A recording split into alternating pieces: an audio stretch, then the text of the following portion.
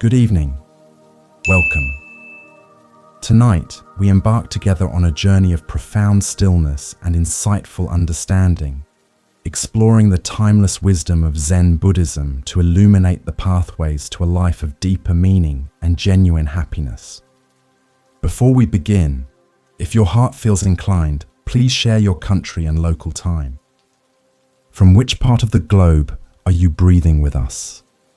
This evening, we will delve into the profound insights of Zen, guiding us towards a deeper understanding of life's true meaning and the pathways to genuine happiness.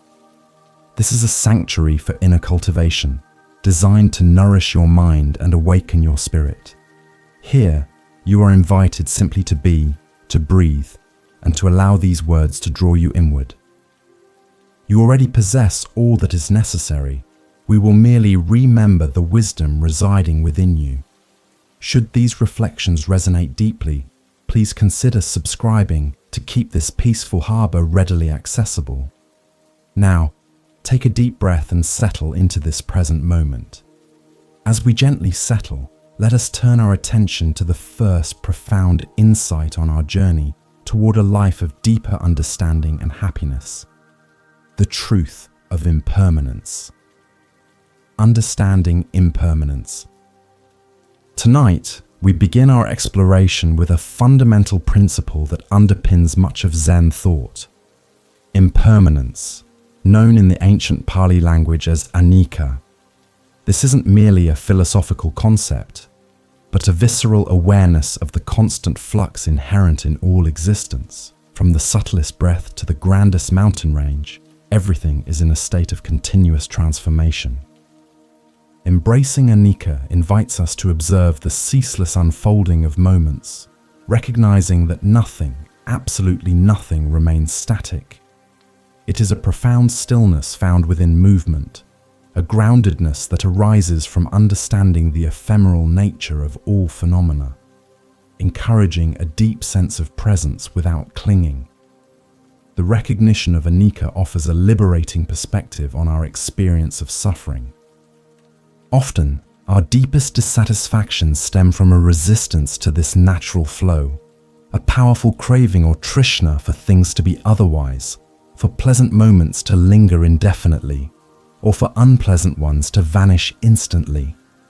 This attachment to fixed states, whether of joy or sorrow, creates an internal friction, a persistent unease within the mind. By observing the transient nature of all feelings, thoughts, and sensations, we begin to loosen the grip of this craving, allowing ourselves to experience life as it truly is, a dynamic, ever-changing tapestry without a permanent, solid core. When we truly grasp the essence of impermanence, a subtle yet powerful ontological shift begins to occur within our perception. The rigid boundaries we construct around our experiences, labeling them as good or bad, mine or not mine, start to dissolve. We realize that the very objects of our attachment, the sources of our potential suffering, are themselves impermanent.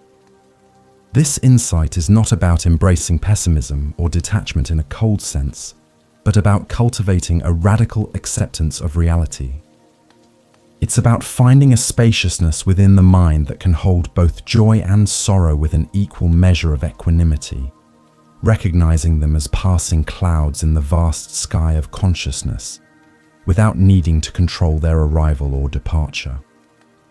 The practical embodiment of anicca involves a continuous, gentle letting go. Imagine holding a handful of fine sand. The tighter you clench your fist, the more it slips through your fingers. Similarly, the more we cling to experiences, people, or even ideas, the more suffering we invite when they inevitably change or depart. Non-attachment, therefore, is not about indifference, but about engaging with life fully, with intentionality, yet without the desperate need for things to conform to our expectations. It is a nuanced dance between participation and release, a cultivation of inner freedom that allows us to appreciate the beauty of each moment without trying to freeze it in time. understanding that its very transient nature makes it precious. This understanding of impermanence fosters a deeper sense of contentment and sufficiency. When we cease our relentless striving for permanence in an impermanent world, a profound peace emerges. The constant mental chatter that seeks to secure, to control, to predict, begins to quiet down, replaced by a quiet confidence in the natural flow of existence. We come to see that true happiness is not found in the acquisition or retention of external conditions, but in the mind's ability to adapt, to accept, and to find beauty in the fleeting nature of all things. This cognitive ease allows us to rest more fully in the present, appreciating the simple wonder of what is, rather than lamenting what was or anxiously anticipating what might be. The wisdom of impermanence also profoundly impacts our self-perception. We often identify strongly with our thoughts, emotions, and even our physical sensations, believing them to be fixed aspects of a permanent self. However, observing awareness reveals that these two are constantly changing. Our moods ebb and flow, our thoughts arise and dissipate, our bodies age and transform. This realization leads to a deeper understanding of anatta, the concept of no self, not as an absence, but as an absence of a fixed, separate, unchanging entity. It is an invitation to experience life from a place of interconnectedness, acknowledging that our individual existence is a continuous process, inseparable from the larger tapestry of the universe. Cultivating this visceral awareness of anicca allows us to engage with life with a renewed sense of appreciation. Each sunrise is unique, each conversation distinct, each breath a fresh beginning. This is not about rushing through experiences, but about savoring their singularity, knowing that they will never return in precisely the same way. It is a radical acceptance of the present moment as inherently complete, without requiring any addition or subtraction. This deep understanding of flux becomes a source of inner peace, grounding us in the reality of now, dissolving the illusions of a static past or a controllable future, and inviting us into the liberating dance of constant change. The Buddha himself emphasized this truth, stating that all compounded things are subject to decay. This profound insight, one of the three marks of existence, serves not as a somber pronouncement, but as a guiding light towards genuine liberation. It encourages us to develop prajna, or wisdom, to see things as they truly are, stripped of our projections and desires for permanence. This wisdom, cultivated through mindful observation and deep contemplation, allows us to navigate the inevitable challenges of life with greater resilience and grace, understanding that even the most difficult circumstances are, by their very nature, impermanent and will eventually pass, making room for new experiences. Embracing impermanence, therefore, is a powerful step on the noble eightfold path towards the cessation of suffering and the realization of nirvana, not as an external destination, but as an internal state of profound stillness and liberation. It is a continuous practice of letting go, of cultivating acceptance, and of resting in the natural flow of existence. This journey requires a gentle yet consistent intentionality, a willingness to observe the world and our inner landscape without judgment or attachment. It is a pathway to an authentic inner freedom, where happiness is not dependent on circumstances, but arises from a deep understanding of reality itself. As we gently drift deeper into this space of contemplation, let us carry this seed of impermanence within us. In the next chapter, we will encounter a story that beautifully illustrates this very principle, inviting us to observe how a meticulous weaver discovered profound wisdom not in the unchanging nature of her craft, but in the ceaseless transformation of her threads and patterns. Prepare to settle into the rhythmic sounds and tactile sensations of a bustling workshop, where the truth of Anika unfolds in the most unexpected and intricate ways. The weaver's changing thread. In a small, bustling riverside town, nestled amidst the rhythmic hum of daily commerce and the distant calls of vendors, lived Elara, a weaver of extraordinary skill. Her workshop, a cozy space filled with the scent of dyed wool and the soft, earthy aroma of natural fibers, was her sanctuary. Each morning, as the first rays of sunlight filtered through the high window, illuminating motes of dust dancing in the air, Elara would settle at her loom, her fingers calloused yet nimble, ready to transform skeins of thread into tapestries of intricate beauty.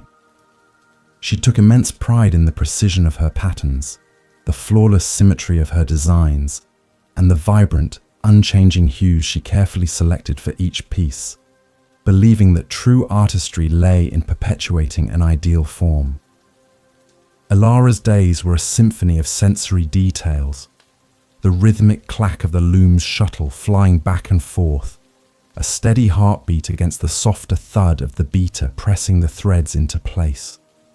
She loved the tactile sensation of the raw fibers, from the coarse strength of linen to the silken whisper of finely spun cotton, feeling their distinct textures between her fingertips as she prepared her warp. The rich, earthy smell of indigo and madder root permeated the air, a testament to the natural dyes she favored, which steeped in large clay vats outside her door. She meticulously planned every thread, every color, every interlacing, convinced that only through absolute control could she achieve the enduring perfection she sought in her woven creations. One season, Elara embarked on her most ambitious project yet, a large, complex tapestry destined for the town's central hall, depicting the unchanging seasons, a paradox she now pursued with fervent dedication. As weeks turned into months, she poured her entire being into the work, her eyes often strained, her shoulders aching, driven by a powerful yearning for absolute flawlessness. She would painstakingly undo entire sections if a single thread seemed out of place, if a color appeared even slightly less vibrant than her initial vision, or if a pattern veered minutely from the blueprint in her mind. This intense attachment to an imagined perfection began to cast a subtle shadow over the joy of her craft, replacing fluid creation with rigid expectation. Yet, as the tapestry grew, so too did Elara's observations beyond her immediate, controlled threads. She began to notice the subtle changes in the very materials she used. The rich indigo, once intensely dark, would mellow slightly after countless hours exposed to the soft light filtering through her window, gaining a nuanced depth she hadn't initially intended. The sturdy linen, initially stiff, softened imperceptibly with each passage of the shuttle, adapting to the constant tension and release. She saw how the threads, once pristine, would occasionally fray at the edges from the friction of the loom, tiny imperfections that she initially fought against with frustration, but which stubbornly persisted. One afternoon, a particularly stubborn thread snapped, disrupting a delicate section she had just completed. A wave of irritation washed over her, a familiar tightening in her chest. She sighed, ready to unravel and restart, when her gaze fell upon an old, worn shawl hanging in a corner of her workshop, a piece she had woven for her grandmother many years ago.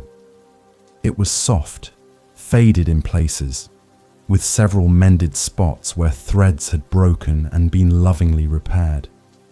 It was far from perfect by her current standards, yet it exuded a profound warmth, a history, a character that her newest flawless work somehow lacked. The shawl spoke of a beauty that transcended mere perfection, In that moment of quiet reflection, a profound stillness settled over Ilara.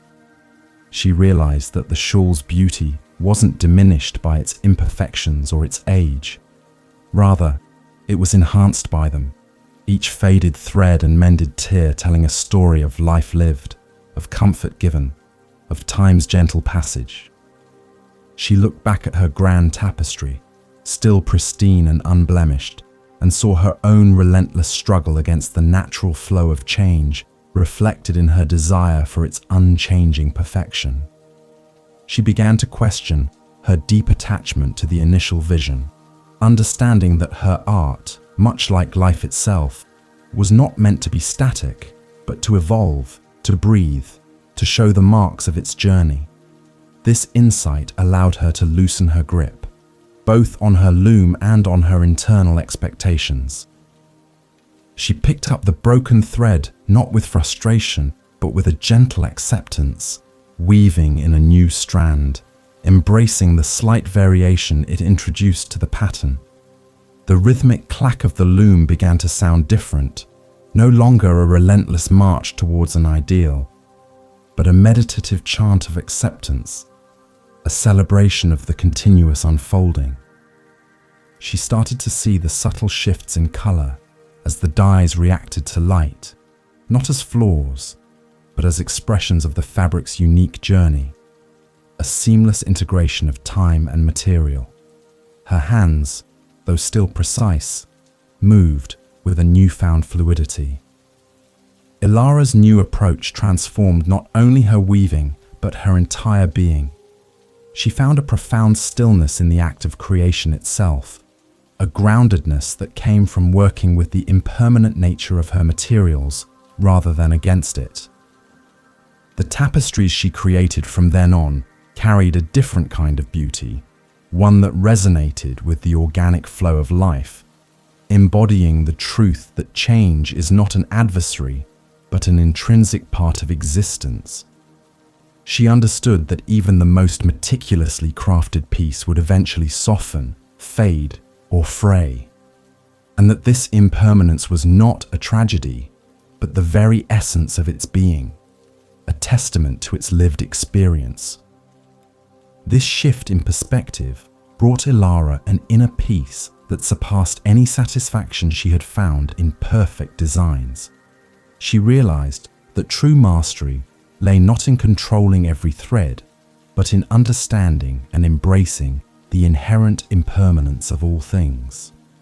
Her creations became less about a fixed outcome and more about the ongoing process, the dance between intention and the natural world. She learned that the beauty she sought was not in the unchanging, but in the vibrant, ever-evolving presence of each moment, a profound stillness found in the acceptance of what is, without the powerful craving for it to be otherwise.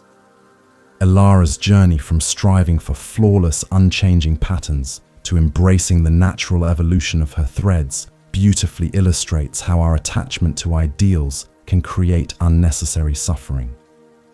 Her realization that beauty exists within flux, not despite it, offers a powerful prelude to our next step. Now, let us delve deeper into this very human tendency, exploring the concept of releasing, grasping, and understanding how our deep-seated cravings often prevent us from experiencing true contentment and the inherent freedom that comes from letting go. Releasing, grasping. Building upon Ilara's profound realization about the impermanence of her cherished threads, we now turn our attention to the second fundamental step on our journey towards genuine happiness: releasing, grasping. This concept, known as Trishna in Buddhist teachings, translates to craving or thirst, a deep-seated desire for things to be other than they are, or for pleasant experiences to endure indefinitely. It is this powerful yearning, this incessant striving, that is identified as a primary source of suffering, creating an internal friction within the mind when reality inevitably deviates from our expectations. Trishna manifests in countless ways within our daily lives, often subtly, sometimes overtly. It can be the craving for material possessions, for a particular social status, for approval from others, or even for specific emotional states. We might find ourselves constantly reaching for more, believing that the next acquisition, the next achievement, or the next perfect moment will finally bring lasting satisfaction. This relentless pursuit, however, often leads to a cycle of temporary gratification, followed by renewed dissatisfaction, as the mind, conditioned by craving, always seeks something beyond the present, never quite resting in sufficiency. The inevitable consequence of this powerful craving is suffering, or dukkha. Because all phenomena are impermanent, as Alara discovered with her weaving, anything we grasp onto will eventually change, fade, or be lost.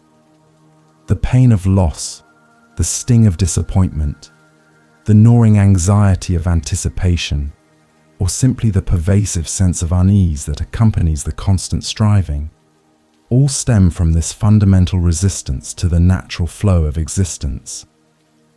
When we cling to a particular outcome, a relationship, or even a fleeting emotion, we set ourselves up for an unavoidable confrontation with the truth of anicca, creating profound stillness in our hearts.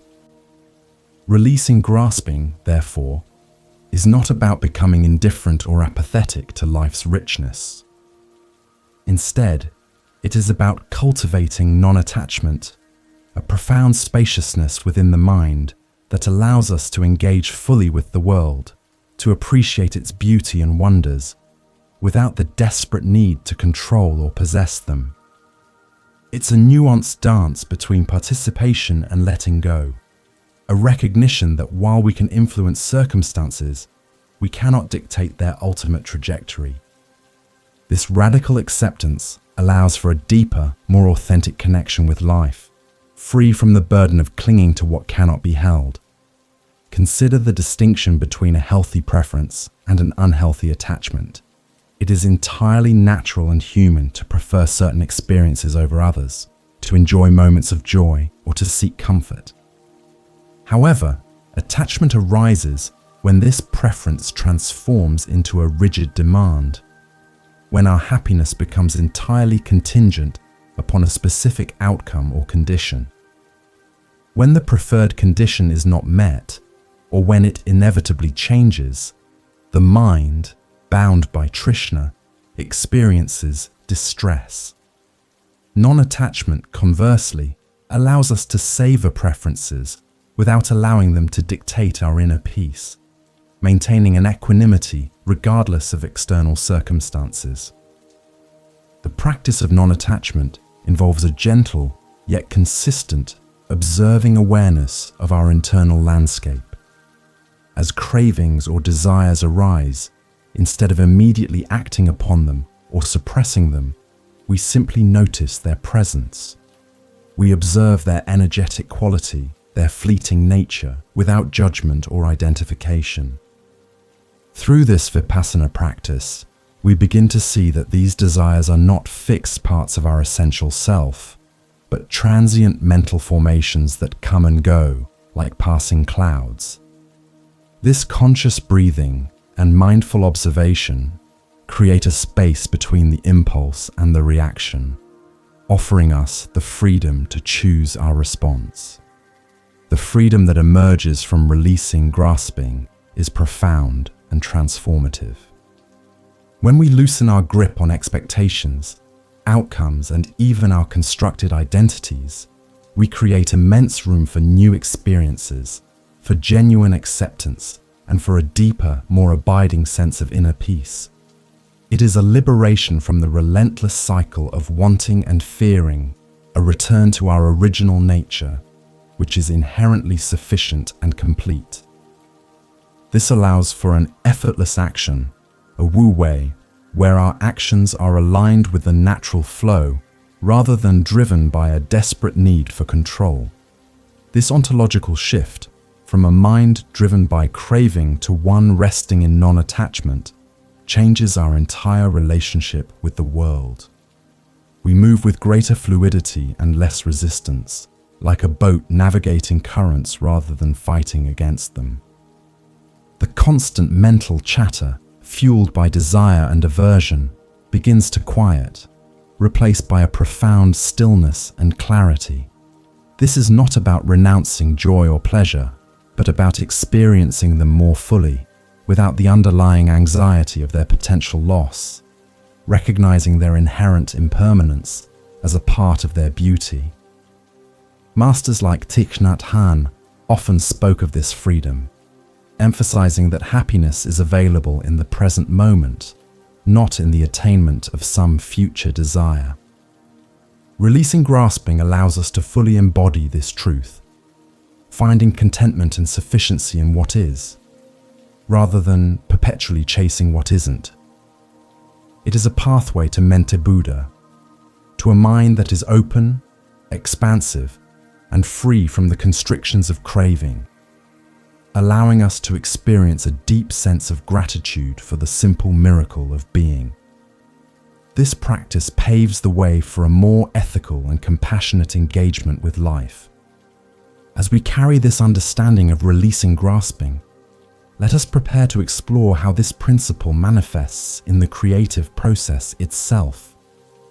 Our next story will introduce us to Kale, a skilled sculptor in a mountain village, who learns the wisdom of letting go when his most cherished clay creation unexpectedly collapses, forcing him to confront his own attachments and embrace the natural flow of creation and destruction.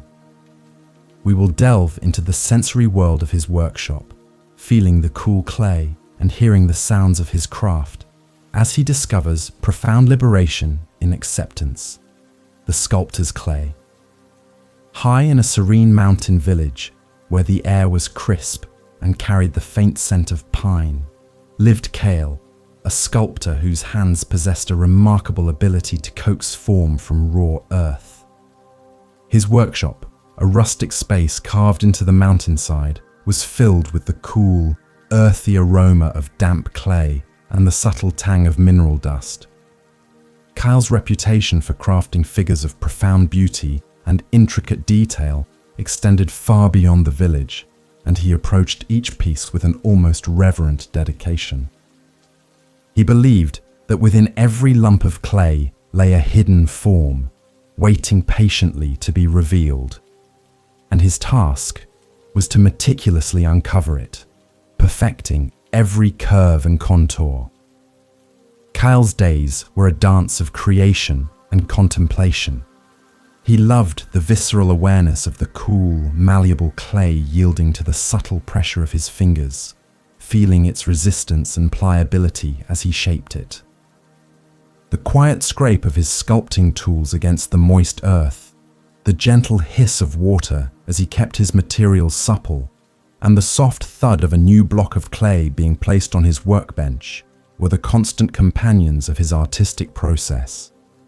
He spent countless hours meticulously refining his figures, his gaze intense, his mind focused, striving for an absolute perfection that he felt was attainable through sheer will and unwavering skill, deeply attached to the vision he held. One season, Kale began work on what he envisioned as his masterpiece, a towering figure of a guardian spirit, destined for the village temple. He poured every ounce of his creative energy, his technical mastery, and his personal aspirations into this piece. Each day he would meticulously add to its form, his hands moving with precise intentionality, his mind already celebrating the anticipated perfection. The clay, a special blend he had prepared himself, seemed to respond to his touch with unusual grace, and the guardian spirit began to emerge with a power and elegance that surpassed even his own high expectations, deepening his attachment to its flawless completion. As the guardian spirit neared completion, its form magnificent and imposing, Kale felt an almost overwhelming sense of pride and ownership. He spent hours simply gazing at it, imagining the awe it would inspire, the legacy it would leave. He became intensely protective of it, meticulously checking for the slightest crack or imperfection, his mind constantly striving to maintain its pristine state. This powerful craving for perfection, for the figure to remain exactly as he envisioned it, began to overshadow the joy of the creative process itself, replacing the fluid dance of creation with a rigid, almost anxious vigilance over the outcome. Then, one unusually warm afternoon, as Kyle was making a final delicate adjustment to the guardian's outstretched hand, a faint, almost imperceptible tremor ran through the workshop. He dismissed it as a minor settling of the old building, but moments later, with a soft, groaning sigh, the magnificent clay guardian, still unfired and therefore fragile, began to lean. Kyle watched in horror, his heart seizing as a deep crack snaked up its side. Before he could react, the entire upper section, the head and shoulders, detached with a dull thud, crumbling into an irreparable pile of damp earth at its base. The silence that followed was deafening, filled only by the sound of his own ragged breathing. A wave of profound disappointment, tinged with anger and despair, washed over Kale. Months of meticulous work, of dedication and dreams, lay shattered on the floor. His initial reaction was one of intense resistance, a desperate yearning for the figure to be whole again, for the moment to be undone. He felt a deep sense of personal failure, believing he had somehow fallen short, that his skill was insufficient. He sat amidst the ruins of his masterpiece, his hands, usually so active, now hanging limp, paralyzed by the sudden brutal confrontation with impermanence, with the undeniable truth that even his most cherished creation was subject to decay. As the initial storm of emotion began to subside, a different kind of awareness began to emerge. Kale's gaze fell upon the scattered fragments of clay. He picked up a piece, feeling its familiar coolness, its earthy texture. He noticed how the broken edges, though sharp, revealed the intricate layering and density of the material he had so carefully prepared. He saw that even in its destruction, the clay remained clay, simply in a different form. He began to remember the joy of shaping it, the fluidity of the process, before the craving for perfection had taken hold, before the attachment to the outcome had overshadowed the beauty of the journey itself. In that quiet moment, a profound stillness settled over Kyle. He realized that his deep attachment to the guardian's perfection had blinded him to the inherent impermanence of the clay, to the natural flow of creation and destruction. He had been so focused on the finished product, on its supposed unchanging beauty, that he had missed the wisdom embedded in the very act of shaping, in the continuous transformation of the material. He understood that the collapse was not a failure of his skill, but a powerful, visceral reminder of Anika and an invitation to release his tenacious grasping onto a fixed outcome. With a deep breath, Kyle began to gently gather the scattered clay. He didn't try to piece the guardian back together. He knew that was impossible. Instead, he began to knead the earth, feeling its pliability once more, allowing its raw potential to speak to him without the imposition of a preconceived form. He sculpted a smaller, simpler form from the reclaimed clay, not striving for perfection, but for a profound presence in each touch, each gentle press. He found a new kind of freedom in this non-striving, a deeper connection to the material and the moment, understanding that true mastery lay in acceptance and in the continuous process of letting go. Kale's journey from the despair of a shattered masterpiece to the quiet liberation of non-attachment beautifully illustrates how releasing our powerful cravings can open us to a deeper, more authentic engagement with life. His experience with the impermanence of his clay and his subsequent acceptance offers a powerful transition to our next step. Now, let us turn our attention to the practice of anchoring in full presence, exploring how cultivating mindfulness and conscious breathing allows us to rest deeply in the unfolding now, finding profound stillness amidst the continuous flux of existence, anchoring in full presence. Building upon the wisdom Kale discovered in releasing his attachment to the clay's form, we now move to the third vital step on our path to happiness, anchoring in full presence.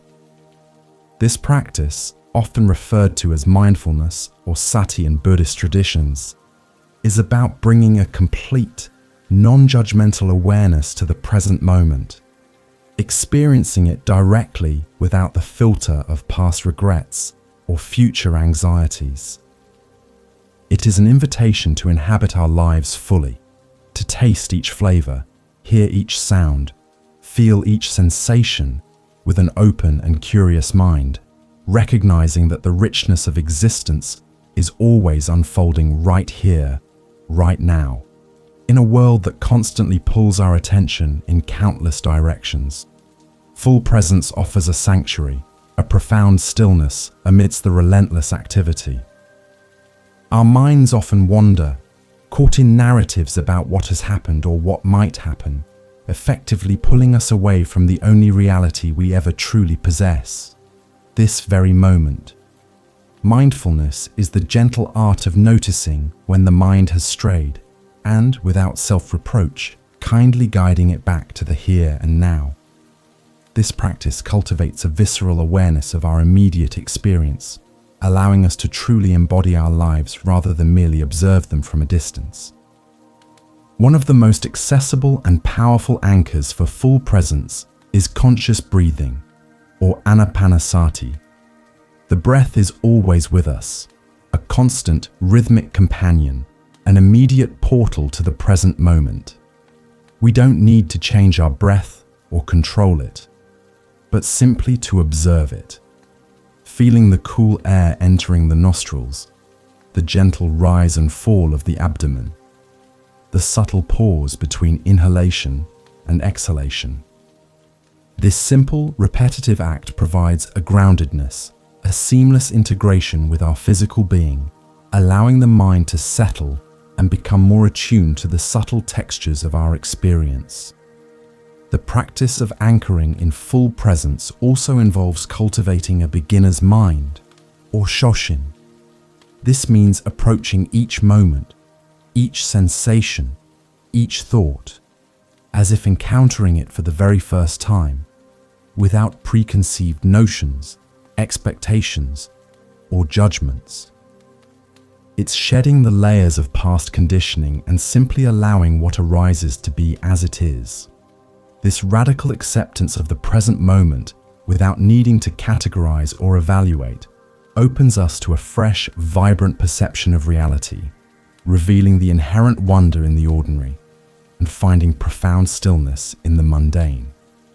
When we practice full presence, we begin to notice the intricate interplay of our senses, the subtle shifts in our emotions, and the fleeting nature of our thoughts.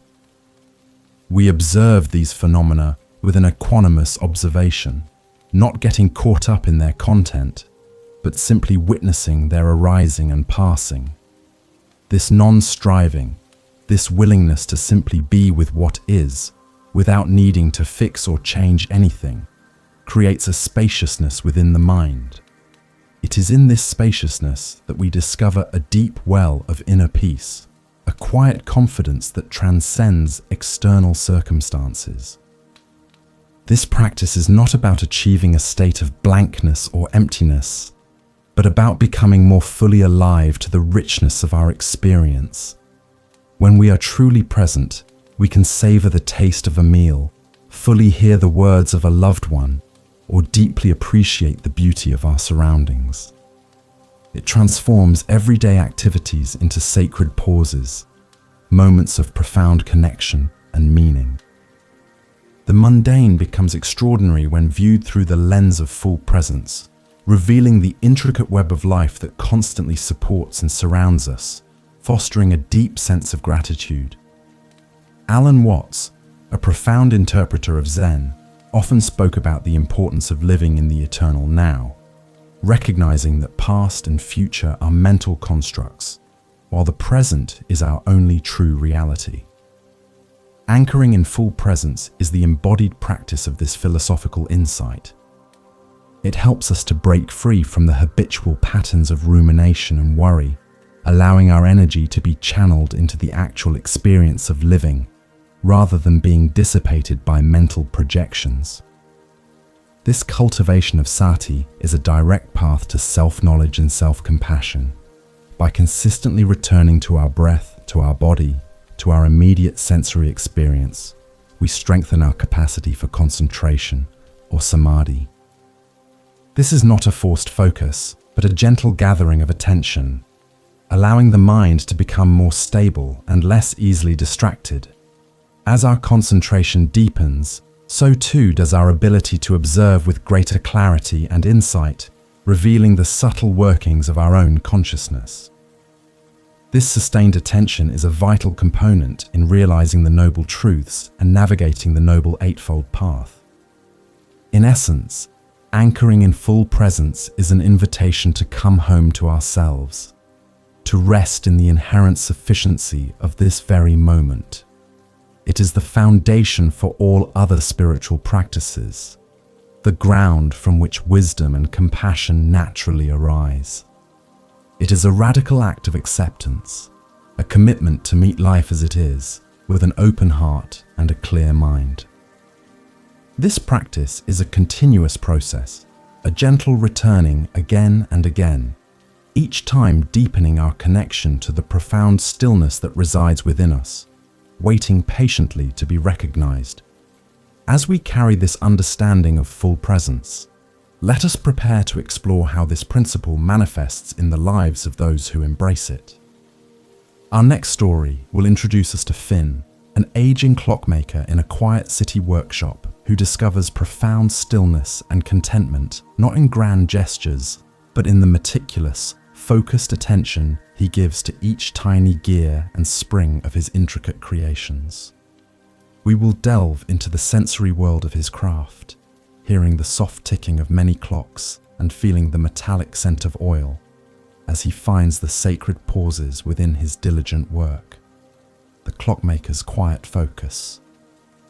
In a quiet corner of a bustling city, tucked away on a cobblestone lane, stood the small, unassuming workshop of Finn, an aging clockmaker.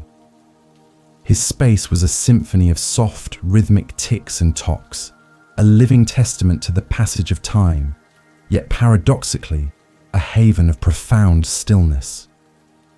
The air was imbued with the metallic scent of fine oil, the faint aroma of polished wood, and the subtle dust of aged brass. Finn, with his spectacles perched on his nose and his hands steady despite their age, spent his days immersed in the intricate world of gears, springs, and tiny jewels, each movement a deliberate act of full presence, a seamless integration with his craft. Finn's reputation was built not just on the precision of his repairs, but on the enduring quality of the clocks he crafted from scratch. He approached each timepiece not merely as a mechanism, but as a living entity, a miniature universe of interconnected parts. He loved the tactile sensation of the smooth, cool brass, the delicate tension of a coiled spring, and the almost invisible gleam of a perfectly polished pinion. The gentle click of his tweezers as he placed a tiny screw, the soft brush of a cleaning cloth, and the rhythmic tap of his tiny hammer were the sounds that punctuated his deep concentration, creating a meditative rhythm that filled his days. For many years, Finn had found a quiet satisfaction in his work, but it was often tinged with the anxieties of a busy mind. He worried about deadlines, fretted over difficult repairs, and often found his thoughts straying to past mistakes or future uncertainties. His hands would perform their intricate tasks, but his mind would be far away, caught in the endless loop of rumination. This constant mental chatter, this powerful craving for control over time itself, prevented him from fully inhabiting the rich sensory experience of his craft, leaving him feeling perpetually slightly out of sync with the present moment. One particularly challenging winter, Finn was tasked with restoring a very old, complex astronomical clock, a true marvel of engineering. Its mechanism was incredibly intricate, with countless tiny gears, levers, and counterweights, each playing a crucial role in its celestial dance. As he began the painstaking process of disassembly and cleaning, the sheer complexity of the task, combined with the extreme fragility of its aged components, forced him to slow down, to bring an unprecedented level of intentionality and focused attention to each minute detail. There was no room for a wandering mind. Every single movement demanded his complete and utter presence. He worked for hours, sometimes days, on a single section, his breath becoming a soft, conscious rhythm that mirrored the delicate movements of his hands.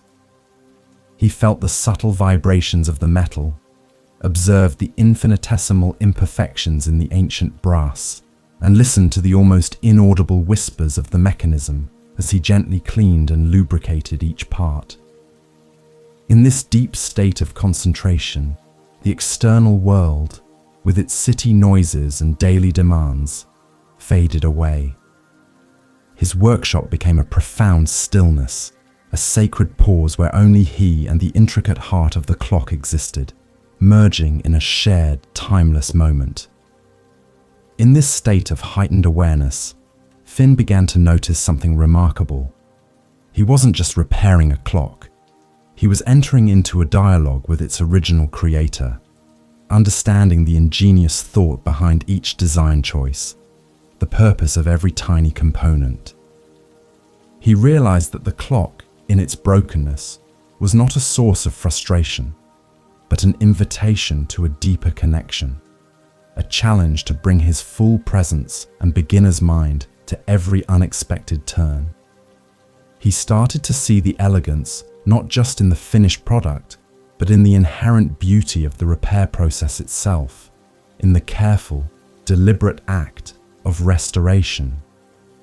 This sustained, mindful engagement brought about a profound ontological shift in Finn's perception. The anxieties that had once plagued him began to dissipate.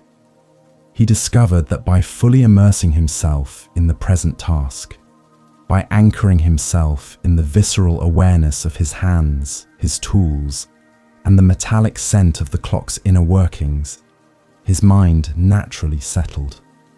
The constant craving for a future free of problems, or a past without regrets, quieted down.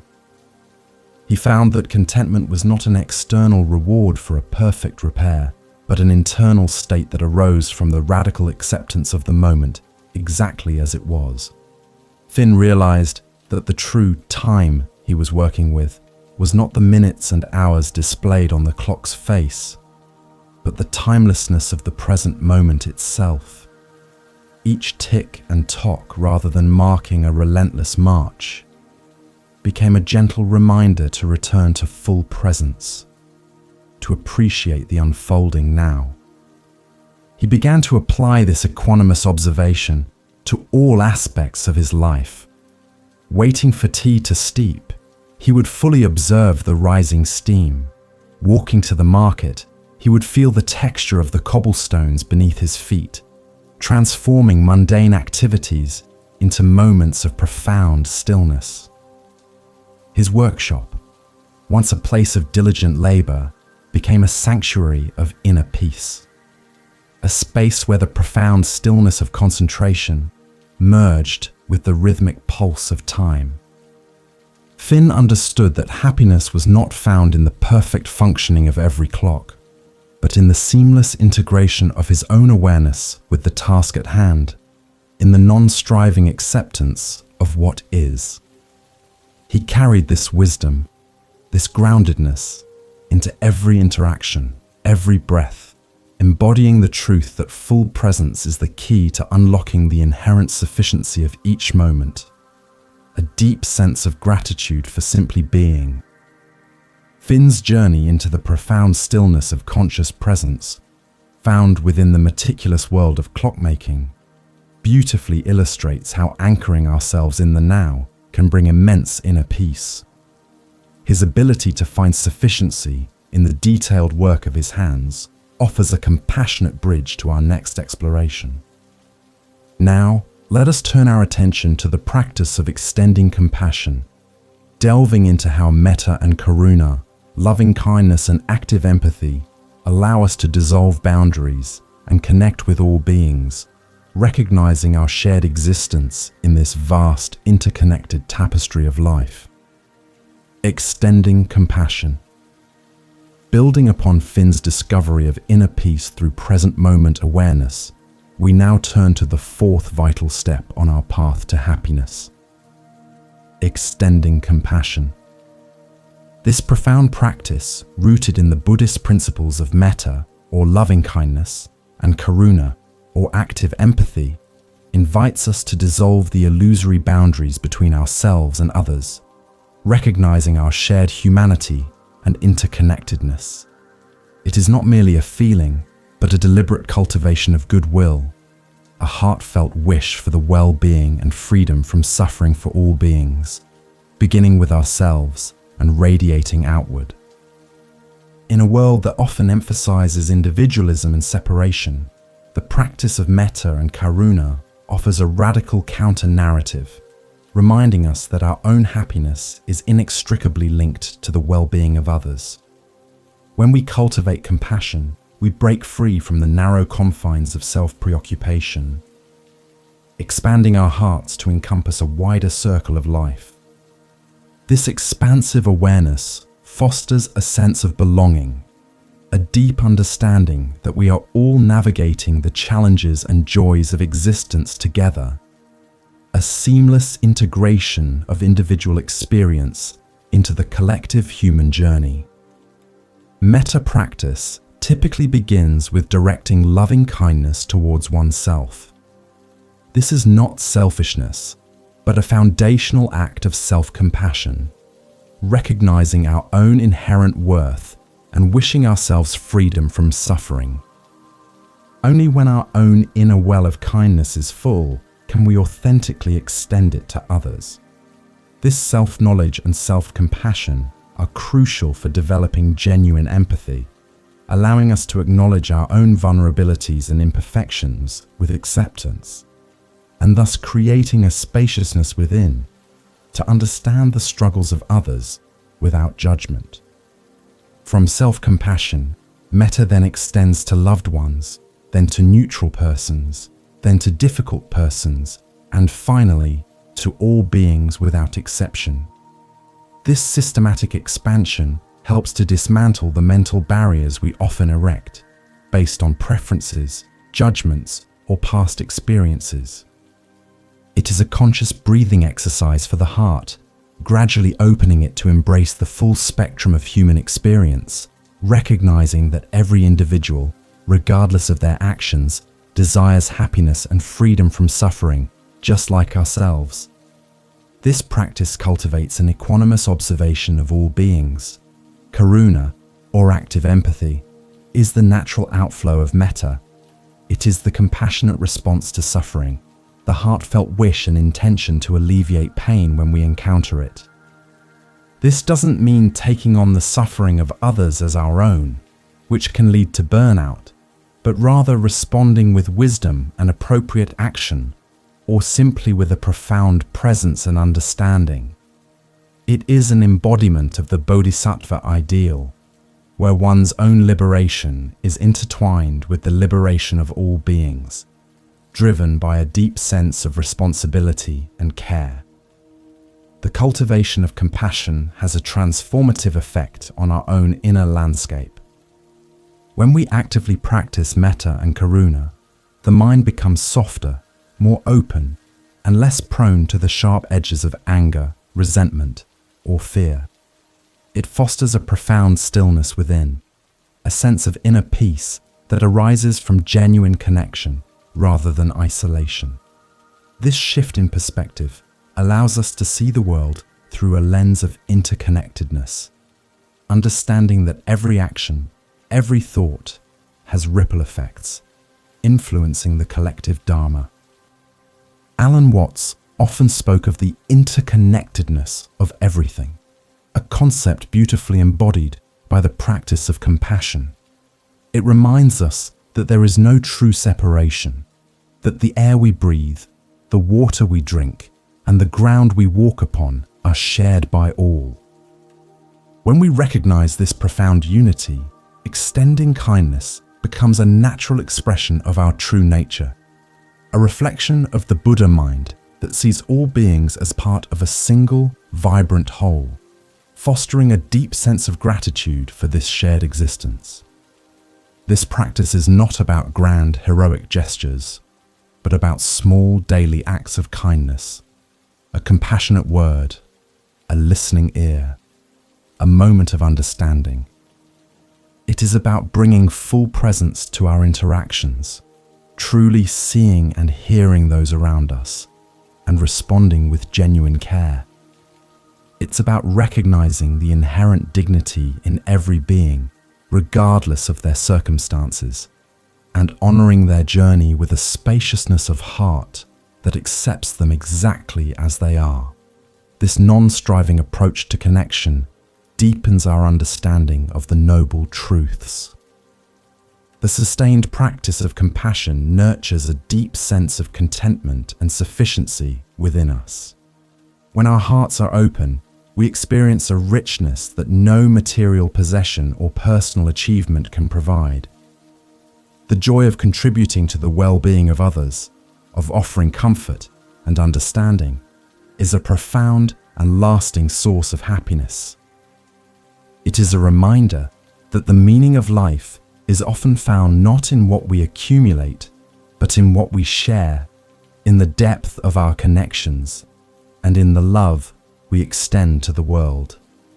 As we carry this understanding of extending compassion, let us prepare to explore how this principle manifests in the lives of those who embrace it, not in grand, dramatic ways, but in the quiet, often unseen work of nurturing life.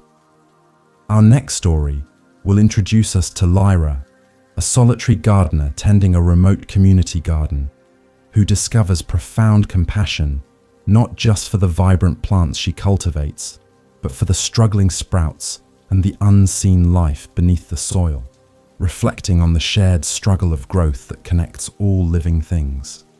The gardener's unseen work.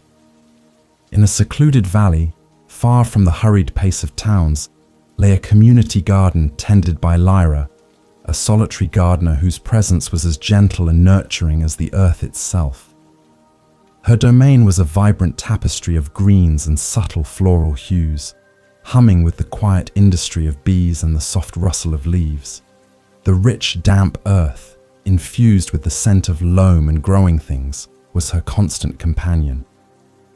Lyra approached her work with a profound reverence, understanding that the life she cultivated above ground was inextricably linked to the unseen world beneath her feet, a seamless integration of visible growth and hidden sustenance. Lyra's days began with the first blush of dawn, her hands, though strong and weathered, moving with a delicate touch as she tended to her plants.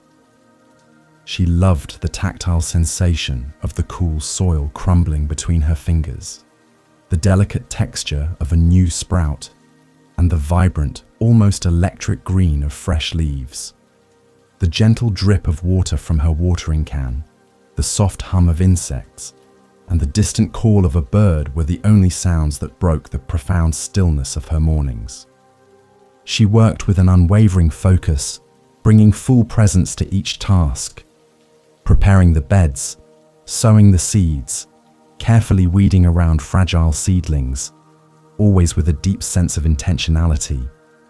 For many seasons, Lyra had focused intently on the health and productivity of her plants, striving for the perfect yield, the most vibrant blooms, the most bountiful harvest. She took immense pride in the strength of her stalks and the richness of her fruits, often feeling a subtle sense of disappointment when a plant struggled or a crop failed to meet her expectations. This powerful craving for predictable perfection, for an ideal of flourishing growth, sometimes created a quiet tension within her, a subtle resistance to the inevitable challenges and impermanence inherent in the natural world. She was deeply attached to the vision of a flawless garden. One spring, an unexpected cold snap brought a late frost that severely damaged a section of her newly planted seedlings. Lyra walked through the rows, her heart heavy, seeing the tender leaves blackened and withered. Her initial reaction was one of frustration, a familiar tightening in her chest, a sense of personal failure. She wanted to reclaim the vibrant growth, to undo the damage, to somehow force life back into the struggling sprouts. She felt a deep sense of sorrow for the lost potential, for the life that had been cut short, a stark confrontation with the fragility of existence. As she knelt amongst the damaged plants, a different kind of awareness began to emerge. Her gaze fell upon a tiny, struggling sprout, barely pushing through the cold earth, its leaves still curled and pale. It was clearly suffering, yet it persisted, drawing strength from the unseen network of roots below. Lyra gently touched the soil around it, feeling its damp coolness. She realized that even in its vulnerability, this tiny plant held an immense will to live, a silent testament to the resilience of life itself. She also noticed the rich, dark soil teeming with unseen microbes, worms, and fungal networks, quietly working to sustain life, even in the face of adversity. In that quiet moment, a profound stillness settled over Lyra. She understood that her focus on only the visible, thriving plants had made her overlook the equally vital, often hidden struggle for survival. She realized that compassion was not just for the strong and beautiful, but especially for the vulnerable, the struggling, the unseen. Her heart softened, expanding beyond her usual boundaries. She began to see the interconnectedness of all life in the garden. The soil, the water, the sun, the thriving plants, and the struggling sprouts, all part of a single, complex, and beautiful dance of existence, all subject to the same forces of impermanence. From that day forward, Lyra's approach to gardening transformed. She continued to nurture her thriving plants with care, but she also began to dedicate more attention to the struggling ones, not with a desire to force them into perfection, but with a gentle, compassionate presence. She would spend time simply observing them, offering what little support she could, accepting their limitations, and honoring their effort to grow. She understood that true metta extended to all forms of life, acknowledging the shared struggle and the inherent dignity in every living thing, regardless of its apparent strength or weakness. This shift in perspective brought Lyra a deeper sense of contentment and sufficiency. Her happiness was no longer contingent on the perfect harvest or the absence of struggle. Instead, it arose from the act of nurturing itself, from the profound connection she felt to the entire ecosystem of her garden. She found inner peace in the acceptance of life's cycles, in the understanding that growth and decay were two sides of the same coin, and that even in loss, there was a quiet beauty, a continuity of life's intricate flow, a radical acceptance of what is. Lyra's garden became a living embodiment of karuna, a space where active empathy was woven into every task. She learned to listen to the subtle needs of the soil, to the quiet whispers of the plants, and to respond with wisdom and care. Her hands moved with a newfound fluidity, her actions guided by a deep sense of interconnectedness and compassion, rather than by a rigid pursuit of perfection. She understood that extending kindness was not a separate act, but an intrinsic part of her being, a natural outflow of the Buddha mind that sees all life as precious and deserving of care.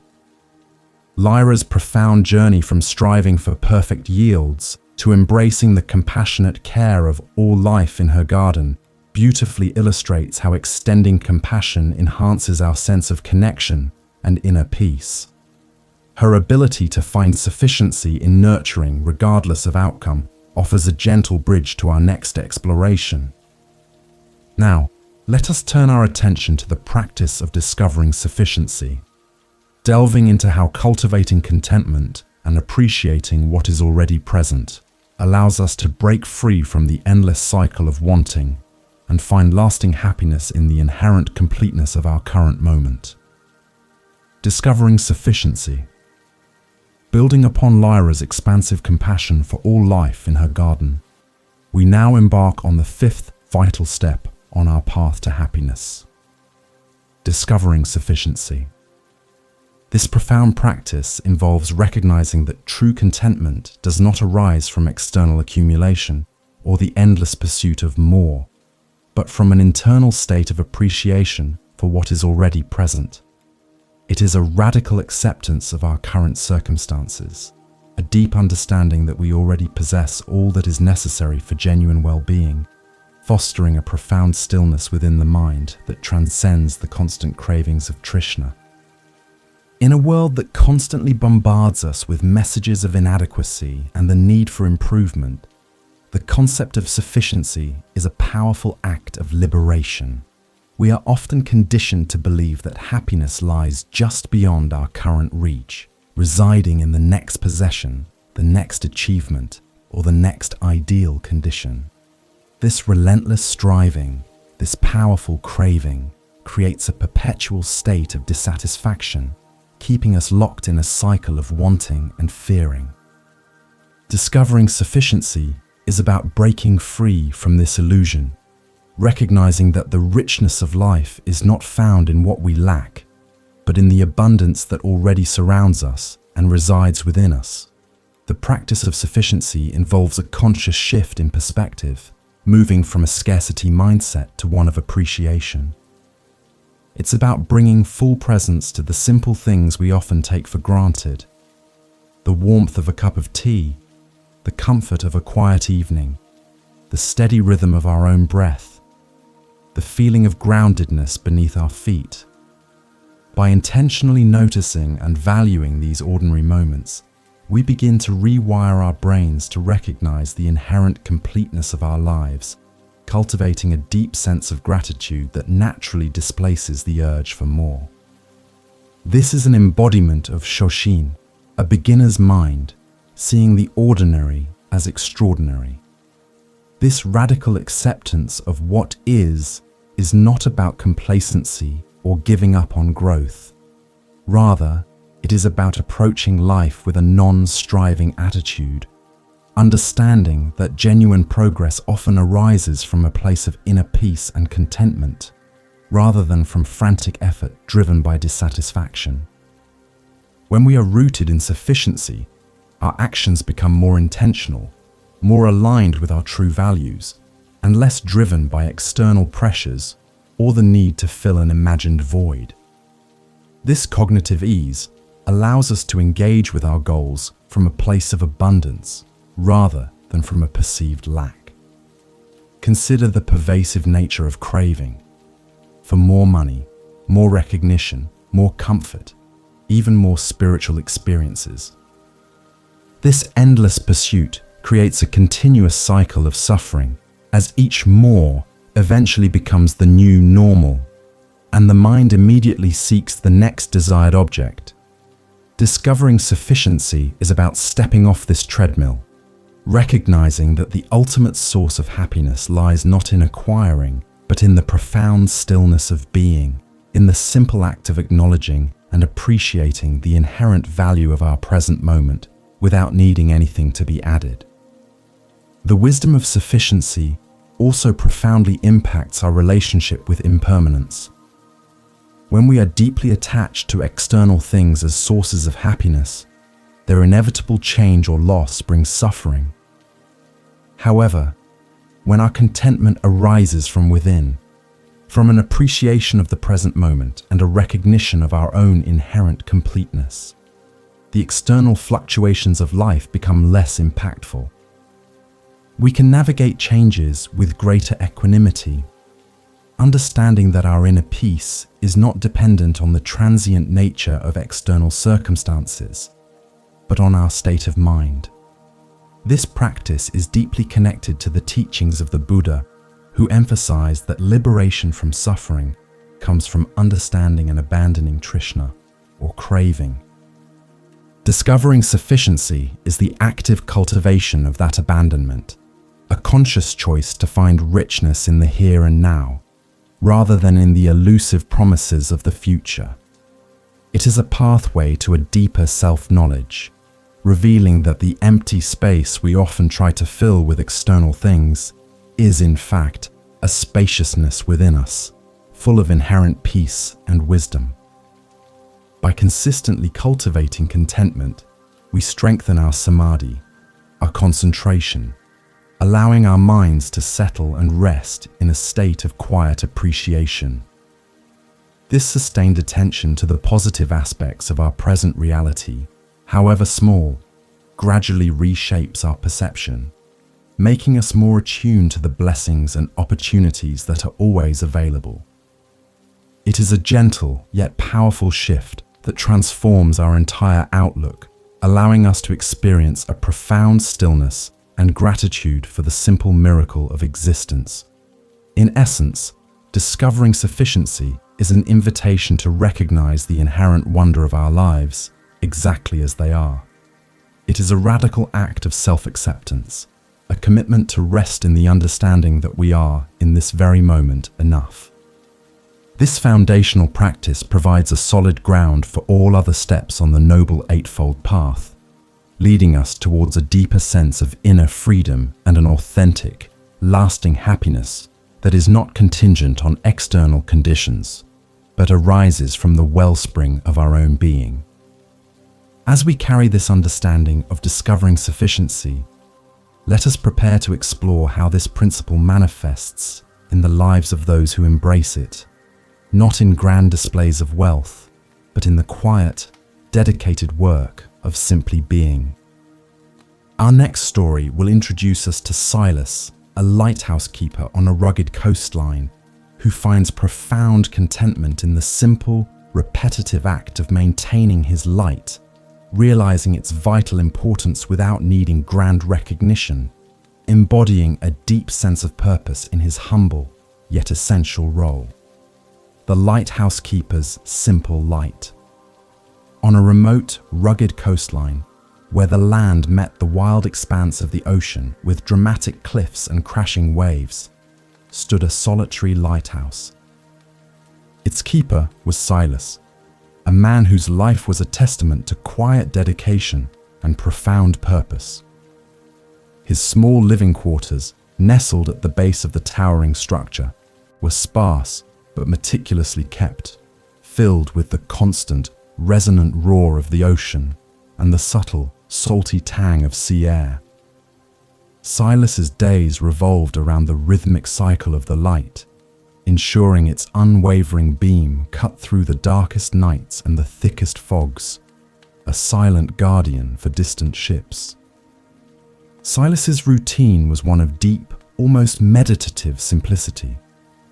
Each evening, as dusk painted the sky in hues of deep orange and purple, he would ascend the winding stairs to the lantern room, his footsteps echoing softly on the metal.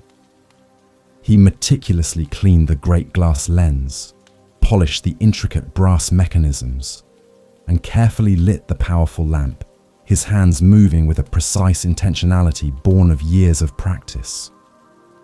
He loved the tactile sensation of the smooth, cold metal, the scent of lamp oil, and the focused beam of light that emanated from his care. The rhythmic turning of the lamp, a constant, comforting whir, was the soundtrack to his solitude. For many years, Silas had carried out his duties with unwavering diligence, yet a subtle yearning for more recognition, for a grander purpose beyond his isolated post, often stirred within him. He sometimes felt the weight of his solitude, the absence of bustling crowds or appreciative accolades. He would watch the distant ships, wondering about their destinations, their important cargo, their vibrant crews, and a faint sense of being overlooked, of his crucial work being taken for granted, would sometimes surface. This powerful craving for external validation created a quiet undercurrent of dissatisfaction, a subtle resistance to the inherent sufficiency of his simple, vital role. One particularly fierce winter storm enveloped the coast in an impenetrable shroud of fog and gale-force winds. The sea churned violently, its thunderous roar shaking the very foundations of the lighthouse. Visibility dropped to near zero, and the danger to any vessel caught in the tempest was immense.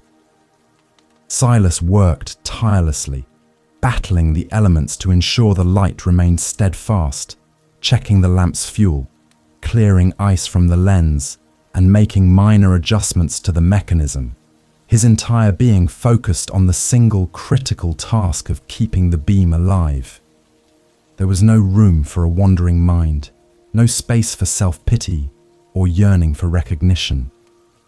In those long, dark hours, as the storm raged outside, a profound stillness settled over Silas. He was utterly absorbed in the present moment, his full presence anchored in the rhythmic turning of the lamp and the steady sweep of its beam. He felt the cold spray of the ocean against the glass, heard the relentless shriek of the wind, and sensed the immense power of the storm. Yet within himself, he found a quiet, unshakable calm. He realized that in this moment of extreme necessity, his work was not just important, it was essential, a lifeline in the vast, terrifying darkness, a beacon of hope for unseen sailors. As dawn finally broke, revealing the battered coastline and a calmer, though still churning sea, Silas saw a small fishing trawler slowly making its way towards the harbour, its crew waving in relief towards the steady light. In that instant, a deep, resonant understanding bloomed within him. He realized that the profound contentment he sought was not to be found in external praise or grand recognition, but in the inherent sufficiency of his dedicated service, in the simple, unwavering act of providing light. The simple truth was that his purpose was clear, vital, and complete in itself, without needing anything else. This profound insight brought about an ontological shift in Silas's perception. He understood that his yearning for more had been an illusion, a powerful craving that had obscured the innate value and dignity of his present work. He recognized that his happiness was not contingent on the ships acknowledging his light, but on his own unwavering commitment to its emanation. He had found a deep sense of inner peace, a groundedness that arose from the radical acceptance of his role, and a profound stillness in the knowledge that he was exactly where he needed to be, doing exactly what he was meant to do. From that day forward, Silas continued his duties with the same meticulous care, but with a different heart. Each cleaning of the lens, each lighting of the lamp became a sacred pause, an act imbued with full presence and a deep sense of gratitude. He no longer felt the need for external validation, understanding that the true reward was the quiet satisfaction of knowing his light served its purpose, a seamless integration of his being with the needs of the sea. He found a deep contentment in the rhythmic simplicity of his life, appreciating the vast expanse of the ocean and the quiet strength of his solitary vigil. Silas learned that sufficiency was not about having everything, but about recognizing the inherent completeness in what he already had and what he already was. His life, though seemingly isolated, was a powerful act of connection, a silent extension of compassion to all who navigated the treacherous waters. He embodied the wisdom that true happiness arises from within, from a non-striving acceptance of one's purpose, and from the deep inner freedom that comes from releasing the grasping for external approval, resting fully in the profound stillness of his essential role. Silas's journey, from seeking external validation to discovering profound contentment in the simple, vital act of maintaining his light, beautifully illustrates how embracing sufficiency can lead to deep inner peace. His experience offers a gentle bridge to our next exploration. Now, let us turn our attention to the practice of the architect's blueprint of self, delving into how cultivating observing awareness and self-knowledge allows us to understand the intricate patterns of our own minds without identification, leading to a deeper wisdom and a more authentic sense of being. The architect's blueprint of self. Building upon Silas's discovery of contentment in his essential purpose, we now turn to the sixth vital step on our path to happiness, the architect's blueprint of self. This profound practice involves cultivating observing awareness and self-knowledge, learning to understand the intricate patterns of our own minds, emotions, and behaviors without identifying with them. It is an invitation to become the gentle, non-judgmental witness to our inner landscape, recognizing that while thoughts and feelings arise and pass, the deeper core of our being, our original nature, remains untouched, a spaciousness of profound stillness. Just as an architect studies the structural integrity and design of a building, this practice invites us to examine the foundational elements of our own consciousness. We often live on the surface of our minds, reacting habitually to external stimuli, caught in the endless narratives our thoughts create. Observing awareness is the capacity to step back from this immediate engagement, to create a space between the stimulus and our reaction. It is a conscious breathing exercise for the mind, allowing us to see our thoughts not as absolute truths, but as transient mental formations, like clouds passing in the vast sky of our awareness. Self-knowledge, therefore, is not about accumulating information about ourselves, but about directly experiencing the dynamic interplay of our inner world. It involves an honest, compassionate inquiry into our motivations, our fears, our attachments, and our desires. This vipassana practice allows us to identify the subtle patterns of trishna, or craving, that drive our actions, and to recognize the impermanence of our emotional states. By observing these patterns without judgment, we begin to loosen their grip, cultivating a non-attachment that frees us from their automatic control, leading to greater inner freedom. This cultivation of observing awareness is a profound ontological shift. We begin to realize that we are not our thoughts, we are not our emotions, nor are we our physical sensations. Instead, we are the awareness that observes them. This distinction is crucial as it creates a spaciousness within, a profound stillness that allows us to experience life more fully without being overwhelmed by its fluctuations. It is a radical acceptance of our inner experience, meeting whatever arises with equanimity, understanding that everything is a temporary phenomenon, a part of the constant flow of anicca. The practice of observing awareness is deeply connected to the concept of anatta, or no self. When we meticulously examine our thoughts, emotions, and physical sensations, we discover that there is no fixed, unchanging entity that can be definitively labeled as self. Instead, what we find is a continuous process, a collection of interdependent phenomena. This insight is not nihilistic, but liberating, as it frees us from the burden of maintaining a rigid, separate identity, opening us to a deeper sense of interconnectedness with all beings and a profound gratitude for the shared human experience.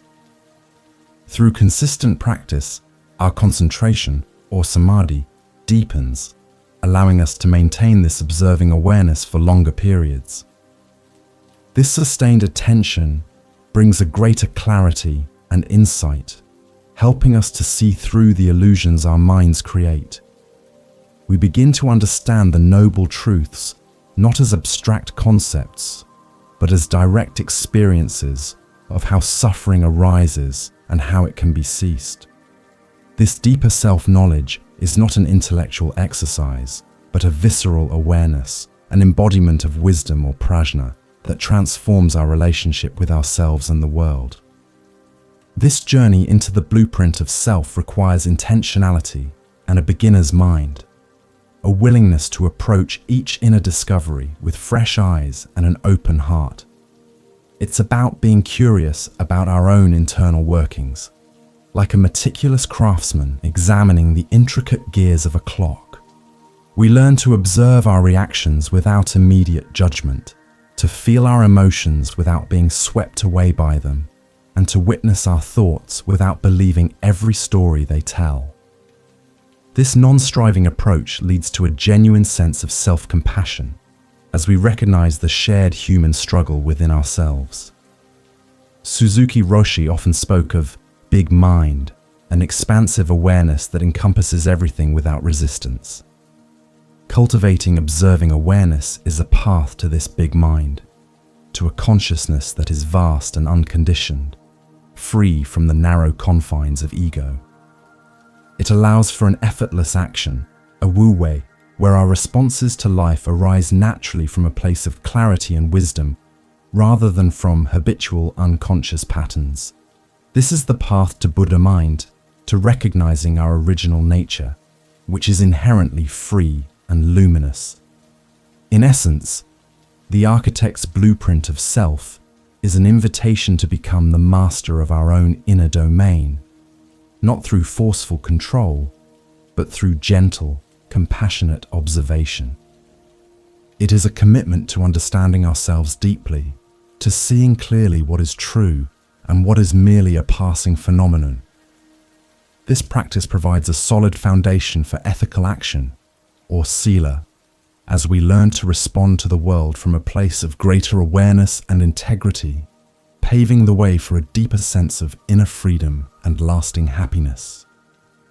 As we carry this understanding of observing awareness and self-knowledge, let us prepare to explore how this principle manifests in the lives of those who embrace it, not in grand philosophical treatises, but in the quiet, meticulous work of tracing lines and mapping unseen territories. Our next story will introduce us to Ren, a cartographer charting unexplored lands, who begins to map not just external landscapes, but also the intricate contours of his own inner world, discovering hidden pathways of thought and emotion, and finding profound insights in the process of self-exploration. The cartographer's inner map.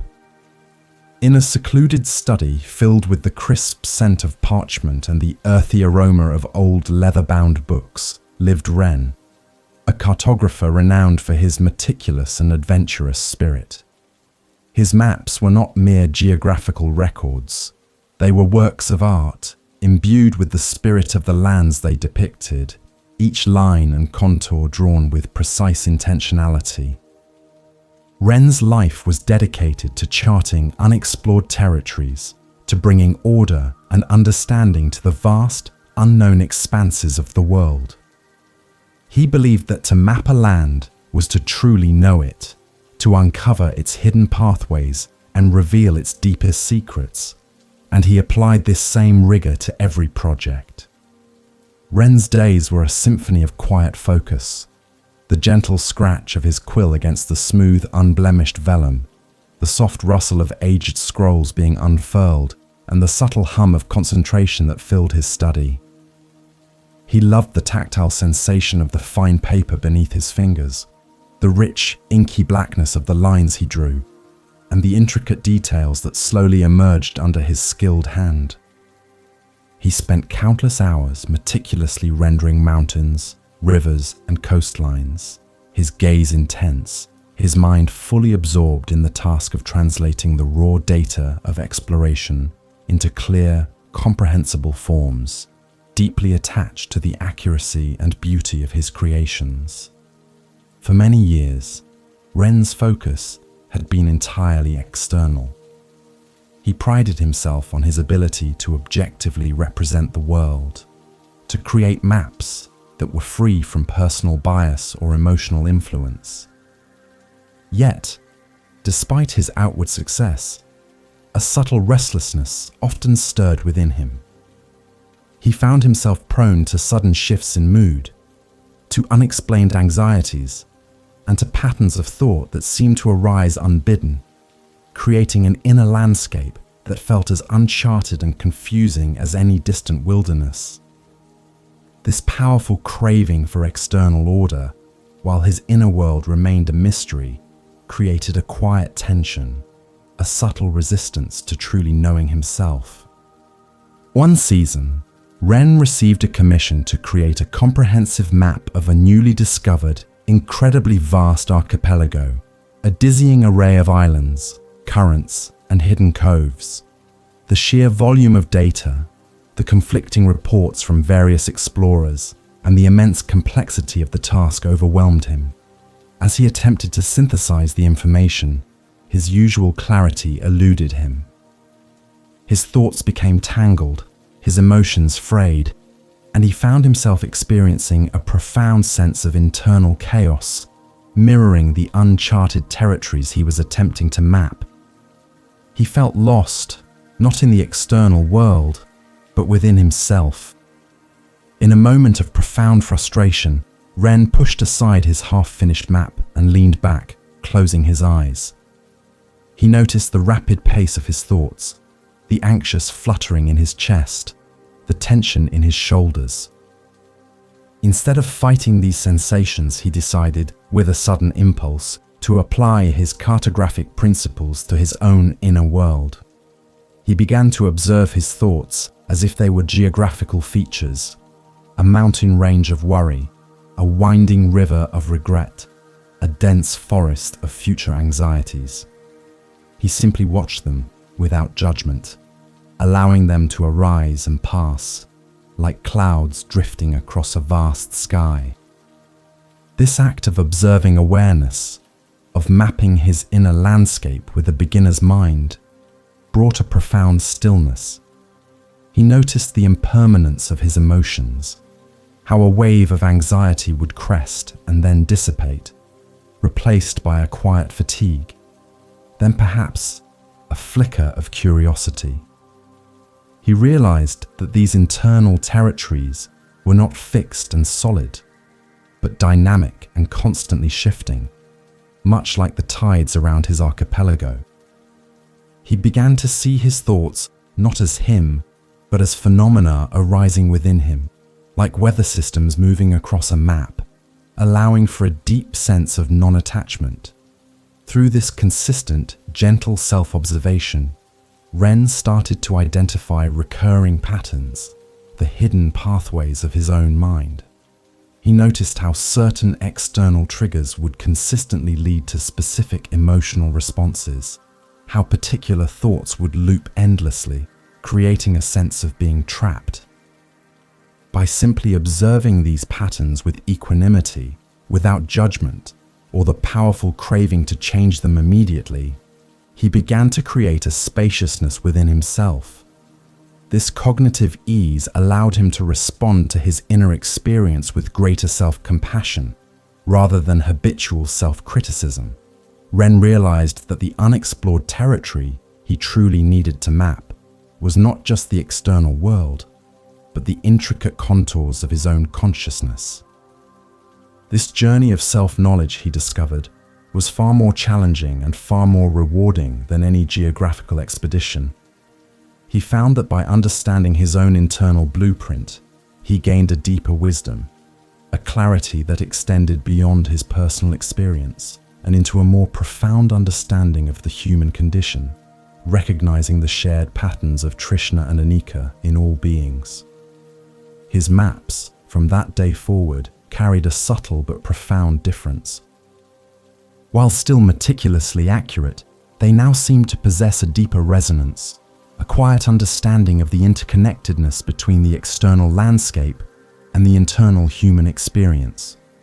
Ren had learned that true mastery, whether of cartography or of life, lay not in controlling every detail, but in observing with full presence, in accepting the impermanence of all things, and in cultivating a deep, compassionate awareness of one's own inner workings, leading to profound inner freedom.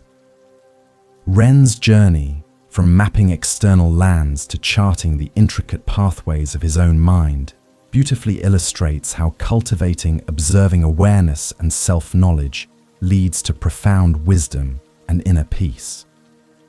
His ability to see his inner landscape with clarity and non-attachment offers a gentle bridge to our next exploration. Now, let us turn our attention to the practice of living with integrity, delving into how cultivating ethical conduct and right living, or sila, creates a foundation of inner harmony and extends outward into a compassionate and responsible engagement with the world, fostering a deep sense of trust and contentment. Living with integrity. Building upon Ren's insightful journey into the blueprint of his inner self, we now arrive at the seventh vital step on our path to happiness, living with integrity. This profound practice, known as sila in Buddhist teachings, refers to ethical conduct, moral discipline, and right living. It is the foundation upon which all other spiritual practices rest, recognizing that a life lived with honesty, kindness, and respect for all beings naturally fosters inner peace, harmony, and a deep sense of trust, both within ourselves and in our interactions with the world. Integrity is not merely about following a set of external rules, but about aligning our actions, speech, and thoughts with our deepest values and a compassionate understanding of interconnectedness. It is an embodiment of conscious breathing and full presence in every interaction, a moment-to-moment commitment to act in ways that minimize harm and promote well-being. This intentionality in our conduct creates a profound stillness within, as our conscience remains clear, free from the disturbances of guilt, regret, or deceit, allowing us to rest in a state of genuine sufficiency. The practice of sila is rooted in the understanding that our actions have consequences, or karma, not just for others, but for ourselves. When we act with integrity, we create positive conditions for our own happiness and for the flourishing of those around us. Conversely, actions driven by greed, hatred, or delusion, born from powerful craving, inevitably lead to suffering, both for ourselves and for others. Living with integrity is therefore a pragmatic path to inner freedom, a recognition that ethical conduct is not a burden, but a direct means to alleviate dukkha and cultivate lasting contentment. Consider the 5 basic precepts in Buddhism which serve as guidelines for ethical living: refraining from harming living beings, refraining from taking what is not given, refraining from sexual misconduct, refraining from false speech, and refraining from intoxicants that cloud the mind. These are not rigid commandments, but invitations to cultivate self-awareness and self-compassion, to observe the impact of our choices, and to choose actions that promote peace and harmony. They are practices of non-striving, gently guiding us towards a life of greater clarity and wisdom. Living with integrity cultivates a deep sense of self-respect and confidence. When our inner compass is aligned with our actions, we develop a profound stillness and groundedness. There is no need for pretense or justification, no internal conflict between what we say and what we do. This seamless integration of intention and action creates an unshakable inner peace, a feeling of being whole and authentic. It allows us to face the world with an open heart and a clear mind, fostering trust in our relationships and a sense of belonging in our communities. This ethical foundation is crucial for developing deeper concentration, or samadhi, and wisdom, or prajna. When our conduct is unwholesome, the mind is often agitated by regret or distraction, making it difficult to settle into full presence. However, when we live with integrity, the mind naturally becomes calmer, more focused, and more receptive to deeper insights. Sila provides the stable ground from which the flower of wisdom can truly blossom, allowing us to see the impermanence of phenomena with greater clarity and to release grasping more readily. Thich Nhat Hanh often emphasized that peace in oneself, peace in the world. Living with integrity is the embodiment of this truth. Our individual actions, however small, have ripple effects, contributing to the collective dharma. When we act with compassion, honesty, and kindness, we actively participate in creating a more just and harmonious world. This is not about being perfect, but about a continuous, gentle returning to our ethical principles, a commitment to learn from our mistakes with self-compassion and to always strive for greater impeccability in our conduct. The practice of sila fosters a profound sense of interconnectedness, reminding us that we are not isolated individuals, but part of a vast sangha, a community of beings. Our ethical choices impact not only those immediately around us, but also the wider web of life. It is an extension of metta and karuna, translating our good intentions into tangible actions that benefit all. This awareness cultivates a deep gratitude for the opportunity to contribute positively to the world, recognizing our shared responsibility to care for one another and for the planet.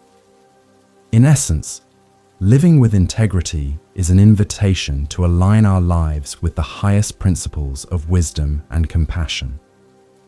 It is a commitment to cultivating a clear mind, a kind heart, and skillful actions that lead to genuine happiness, both for ourselves and for others.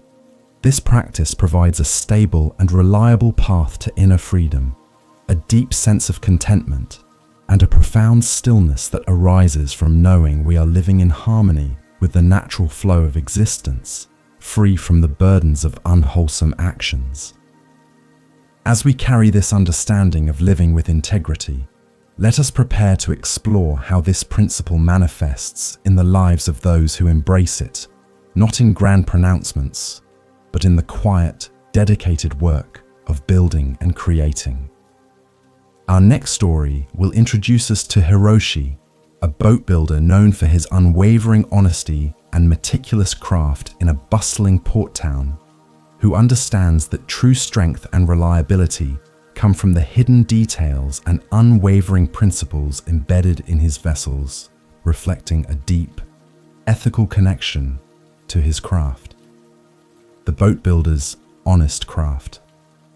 In a vibrant port town, where the air was thick with the scent of salt, tar, and fresh-cut timber, lived Hiroshi, a boat builder whose name was synonymous with unwavering integrity.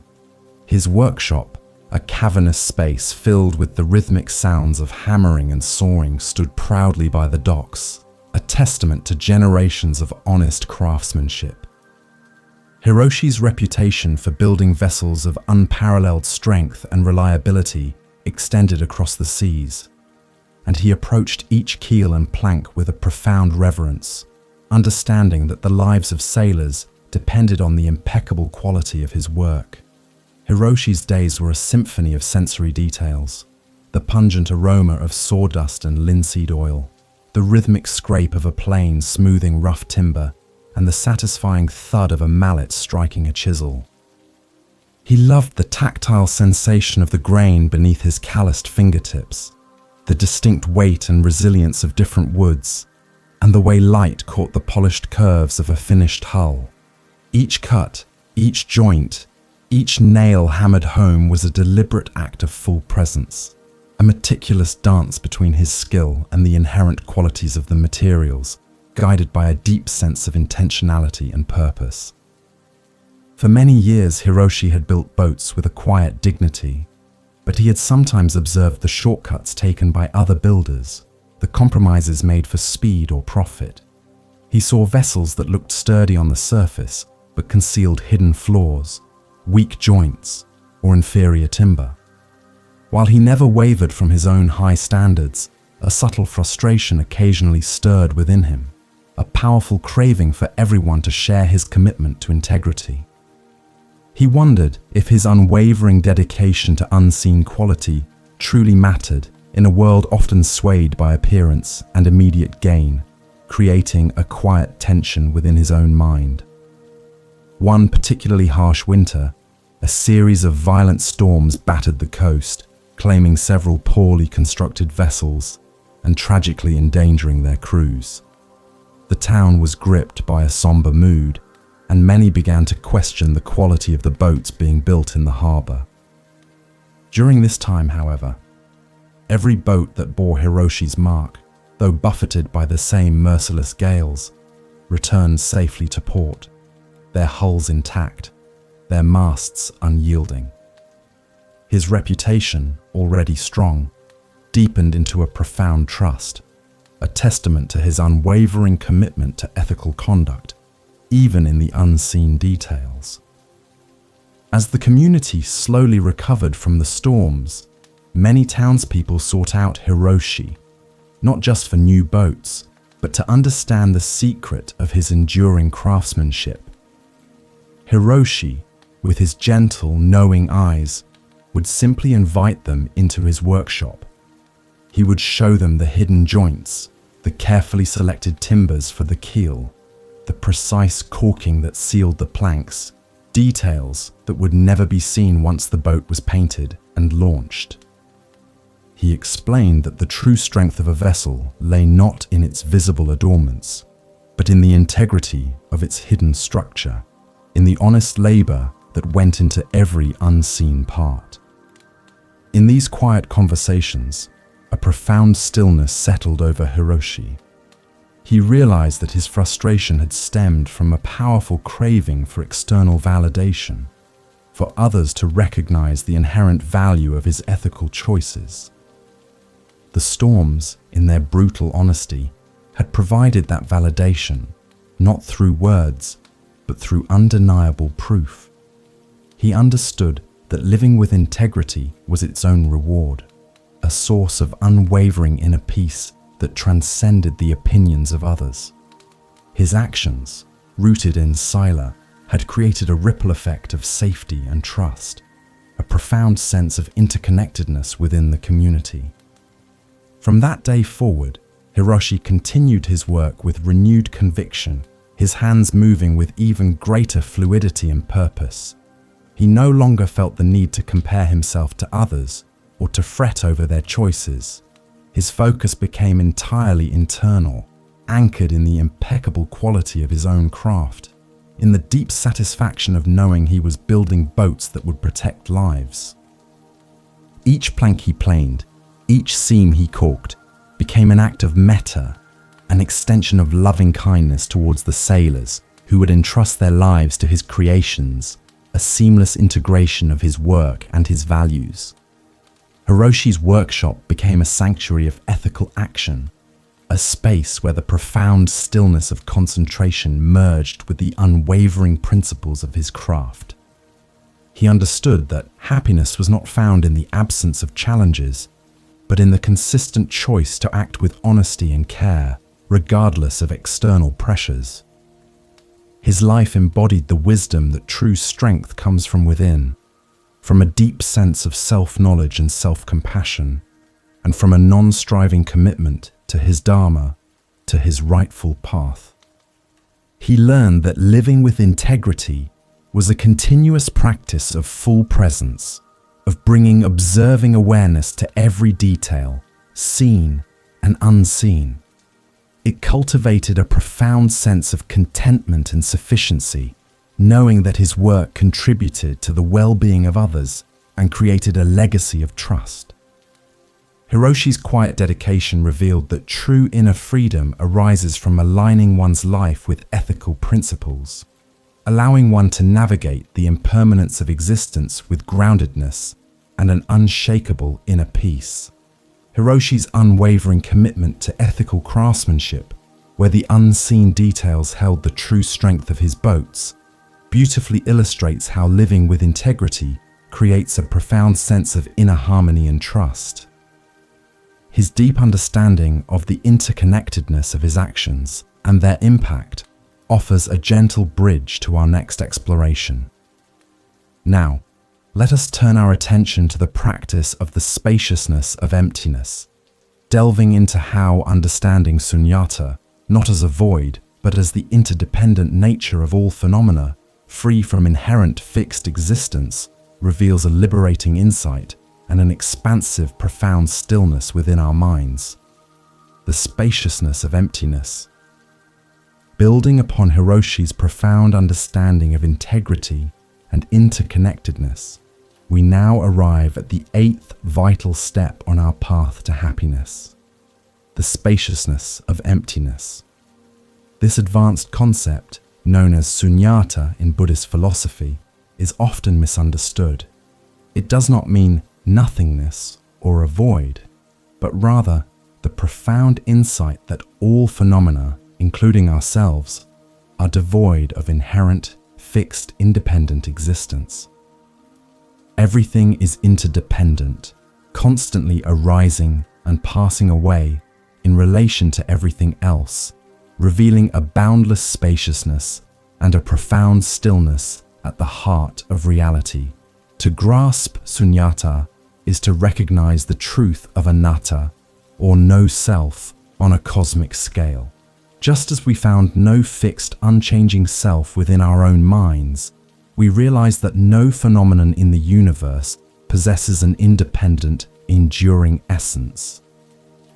A tree is not just a tree, it is sunlight, water, soil, air, time, and countless other factors. A boat is not just a boat, it is wood, metal, human labor, the intention of its builder, and the needs of those who sail it. Everything is a dynamic process, a web of relationships, constantly changing and interconnected, without a solid, separate core. This understanding of emptiness is profoundly liberating. Our suffering often arises from our powerful craving for things to be substantial, permanent, and separate. We cling to ideas of myself, my possessions, my experiences, investing them with a solidity they do not inherently possess. When these solid constructs inevitably dissolve due to impermanence, we experience pain. Sunyata shatters these illusions, revealing that the very objects of our attachment are, in fact, open, fluid, and interconnected, freeing us from the burden of trying to hold onto what cannot be held.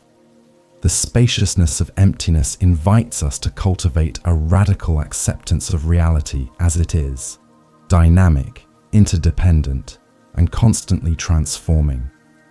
It is a profound stillness that arises not from the absence of activity, but from seeing through the illusion of fixed forms.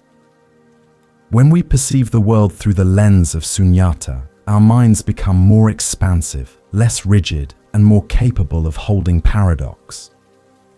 We find an inner freedom that is not dependent on specific conditions, but on the direct insight into the nature of existence itself, a fundamental cognitive ease. This practice is deeply intertwined with full presence and observing awareness. By diligently noticing the arising and passing of thoughts, emotions, and sensations, we begin to directly experience their empty nature, their lack of inherent solidity or independent existence. We see that they are merely transient mental formations, arising from causes and conditions, and dissolving back into the vastness of awareness. This equanimous observation allows us to engage with life fully, without being entangled by the narratives our minds create, fostering a deep sense of non-attachment. Alan Watts often spoke of this concept as the suchness of things, a profound appreciation for reality just as it is, without needing to impose our categories or judgments. When we understand sunyata, we cease our endless striving to define, categorize, and control, recognizing that everything is perfect in its own dynamic, interdependent way. This leads to a deep sense of contentment and sufficiency as we realize that the universe, in its boundless interconnectedness, is already complete, and we, as part of it, are inherently whole. The insight into emptiness is not an intellectual exercise alone, but a visceral awareness, an ontological shift that transforms our entire relationship with ourselves and the world. It reveals our original nature, the Buddha mind, as a vast, open, and luminous awareness that is not separate from the universe. This understanding fosters immense self-compassion, as we realize that our struggles and imperfections are also empty of inherent existence, arising from conditions, and capable of transformation. By consistently meditating on sunyata, our concentration, or samadhi, deepens, allowing us to perceive the interconnectedness of all phenomena with greater clarity and insight. This cultivation of prajna, or wisdom, is the culmination of the Noble Eightfold Path, leading to the cessation of suffering and the realization of nirvana, not as a distant heaven, but as the immediate experience of profound stillness and liberation within the present moment. It is an effortless action, a wu-wei, that arises naturally from this deep understanding.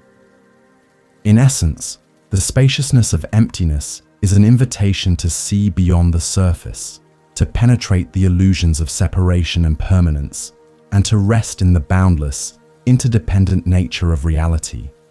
It is a pathway to the deepest inner freedom, a profound acceptance of what is, and a boundless compassion for all beings who are navigating this intricate dance of existence.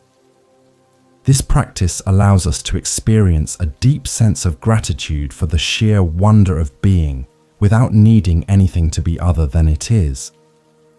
As we carry this understanding of the spaciousness of emptiness, let us prepare to explore how this principle manifests in the lives of those who embrace it, not in abstract philosophical debates, but in the quiet, dedicated work of observing the cosmos.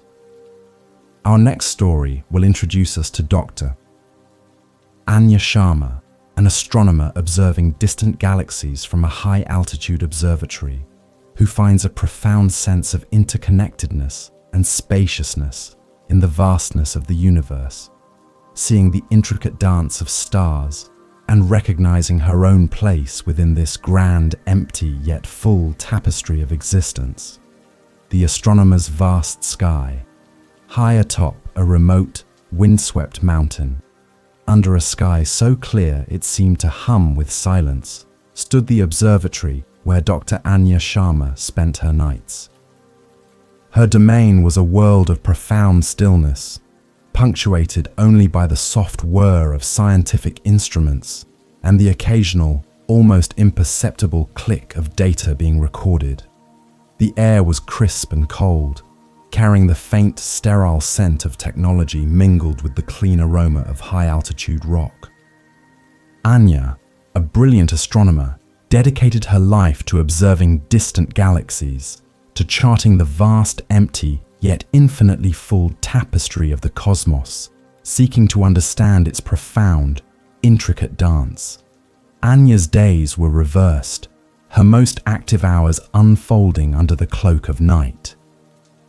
She loved the visceral awareness of the cold metal of the telescope, the subtle vibration of its massive gears as it tracked celestial bodies, and the almost mystical shimmer of light from distant stars, filtered through the powerful lens, the quiet hum of her computer screens, the gentle tapping of keys as she analyzed data, and the profound silence of the night sky were the constant companions of her work.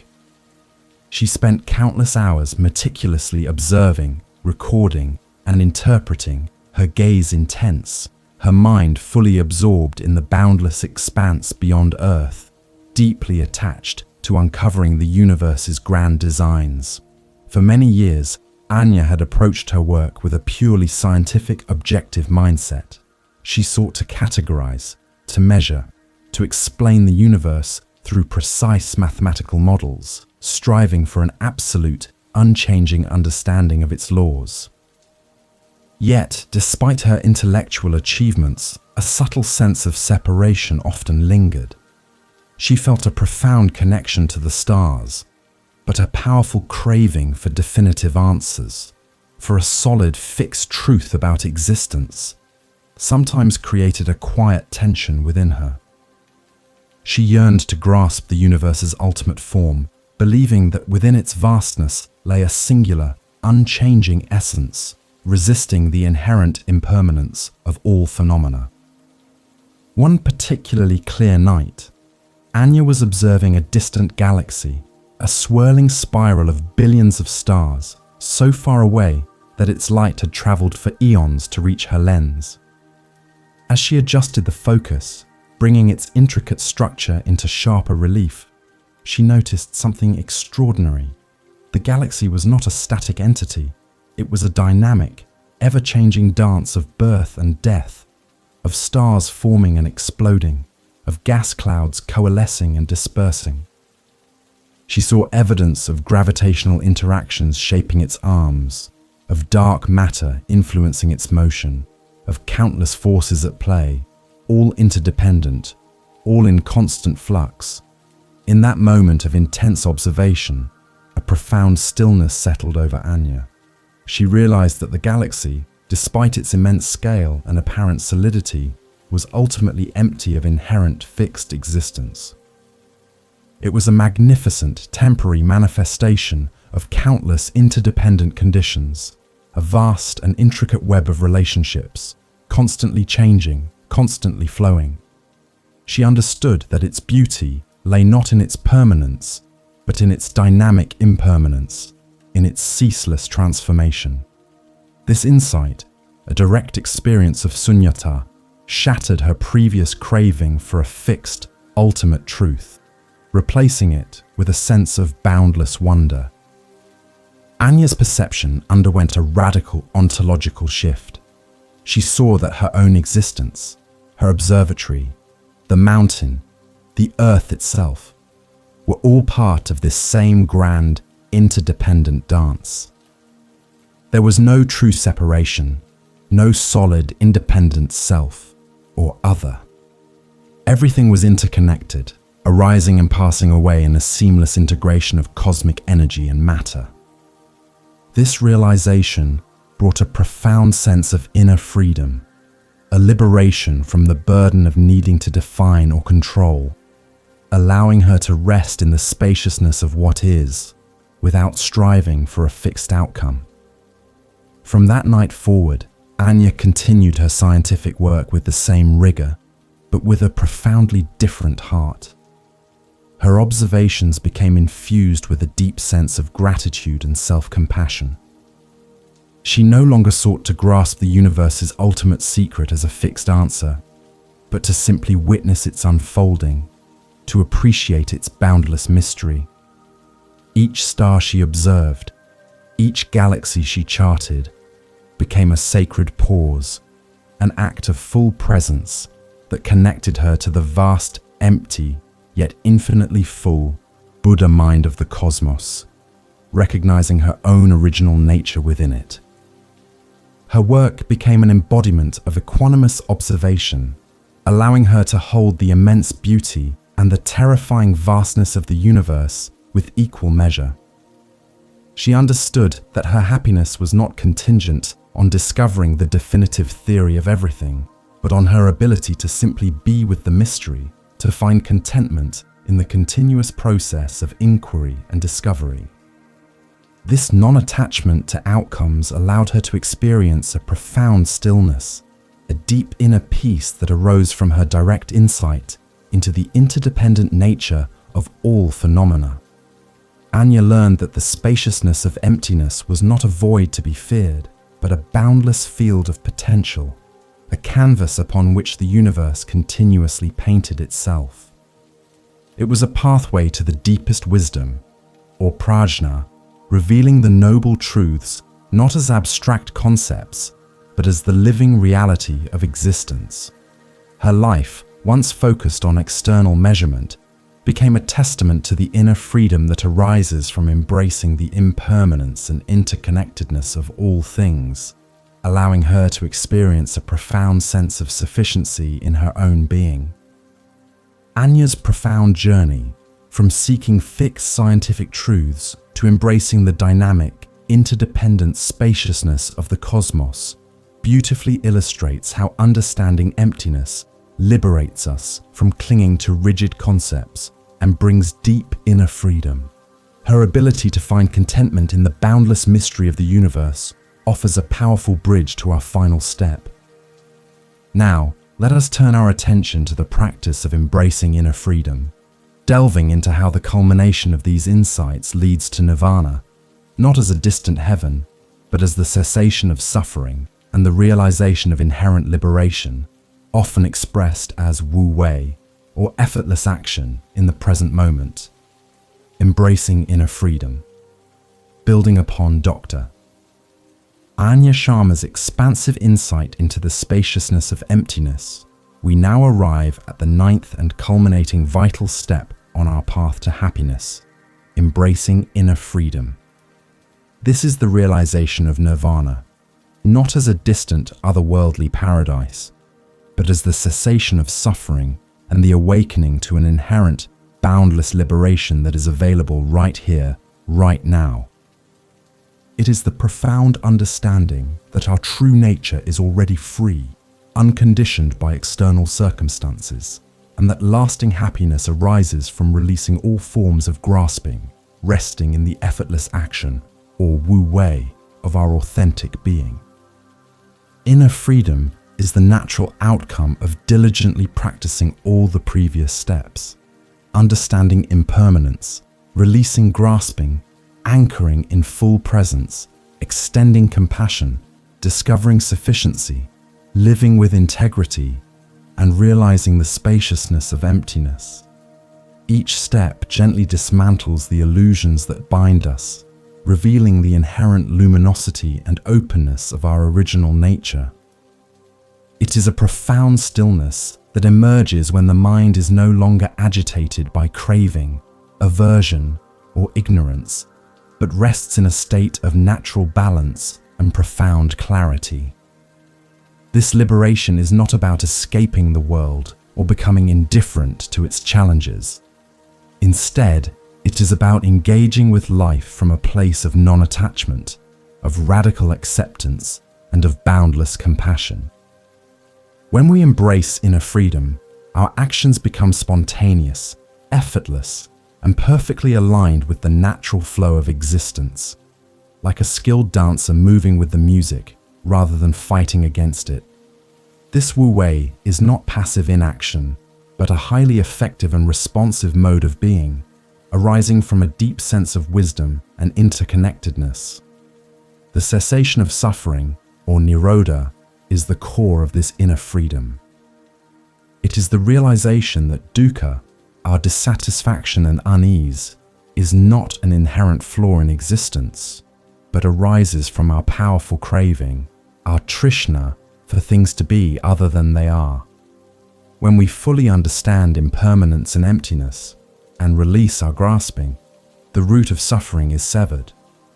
This doesn't mean the absence of pain or sadness, which are natural parts of the human experience, but the absence of the clinging and resistance that turn pain into prolonged suffering. Embracing inner freedom also means cultivating a profound self-knowledge and self-compassion. We recognize that our journey, with all its struggles and triumphs, is part of the universal human experience. There is no need for self-judgment or self-blame, only a gentle, observing awareness of what arises and passes. This acceptance of our own humanity, with all its imperfections, opens the door to a boundless metta, allowing us to extend loving kindness to ourselves and to all beings without reservation, fostering a deep sense of belonging and connectedness. This path to inner freedom is the Noble Eightfold Path in its entirety, a continuous practice of right understanding, right thought, right speech, right action, right livelihood, right effort, right mindfulness, and right concentration. Each aspect supports and reinforces the others, leading us progressively towards a deeper embodiment of our Buddha mind, our inherent potential for awakening. It is a journey of intentionality, yet paradoxically, it culminates in an effortless action, a state of being where wisdom and compassion flow spontaneously. Thich Nhat Hanh beautifully articulates this, reminding us that nirvana is here and now. It is not a future destination, but a present reality that we uncover by peeling back the layers of illusion and attachment. Embracing inner freedom is living from this awakened state, recognizing the inherent sufficiency of each moment, and experiencing a profound stillness that is vibrant and alive, rather than inert. It is a deep gratitude for the simple miracle of existence, a life lived in full presence. The true meaning of life, then, is not found in a grand external purpose, but in this journey of inner liberation. It is in the continuous process of waking up to who we truly are, to our original nature, which is boundless, interconnected, and inherently free. This freedom allows us to engage with the world with an open heart, to contribute to the well-being of others with genuine compassion, and to navigate the impermanence of existence with grace and equanimity, finding profound stillness in the heart of every experience. In essence, embracing inner freedom is an invitation to live fully, authentically, and without reservation.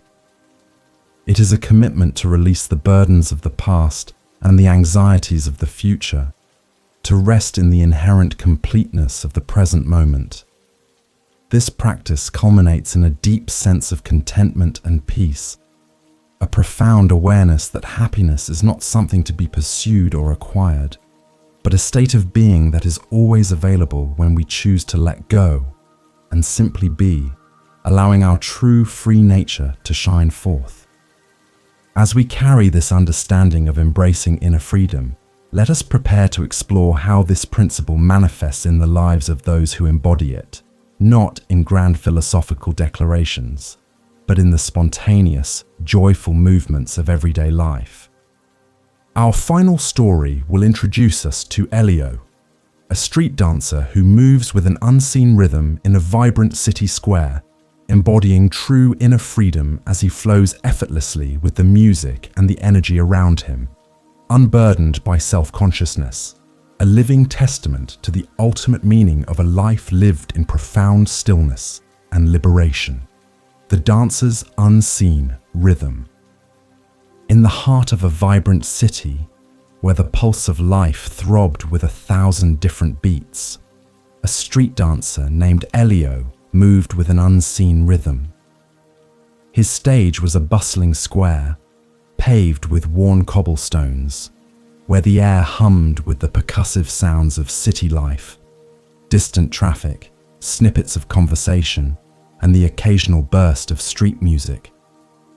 Elio's movements were fluid, spontaneous, and utterly captivating, embodying a profound inner freedom that radiated outwards, drawing the gaze of passers-by not through grand display, but through the sheer authenticity of his presence, a seamless integration of his spirit and his form. Elio's days were a continuous dance. He loved the tactile sensation of the warm pavement beneath his bare feet, the subtle vibrations of the city's energy, and the way the shifting light and shadows played across his form as he moved. The percussive beats of a nearby drummer, The melodic strains of a street musician, or even the rhythmic chatter of the crowd became his orchestra, guiding his improvisation.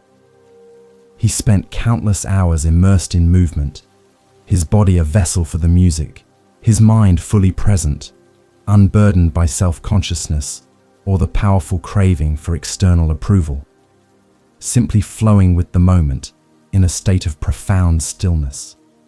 For many years, Elio had danced with passion, yet he often found himself subtly striving for perfection, for flawless technique, for the admiration of his audience.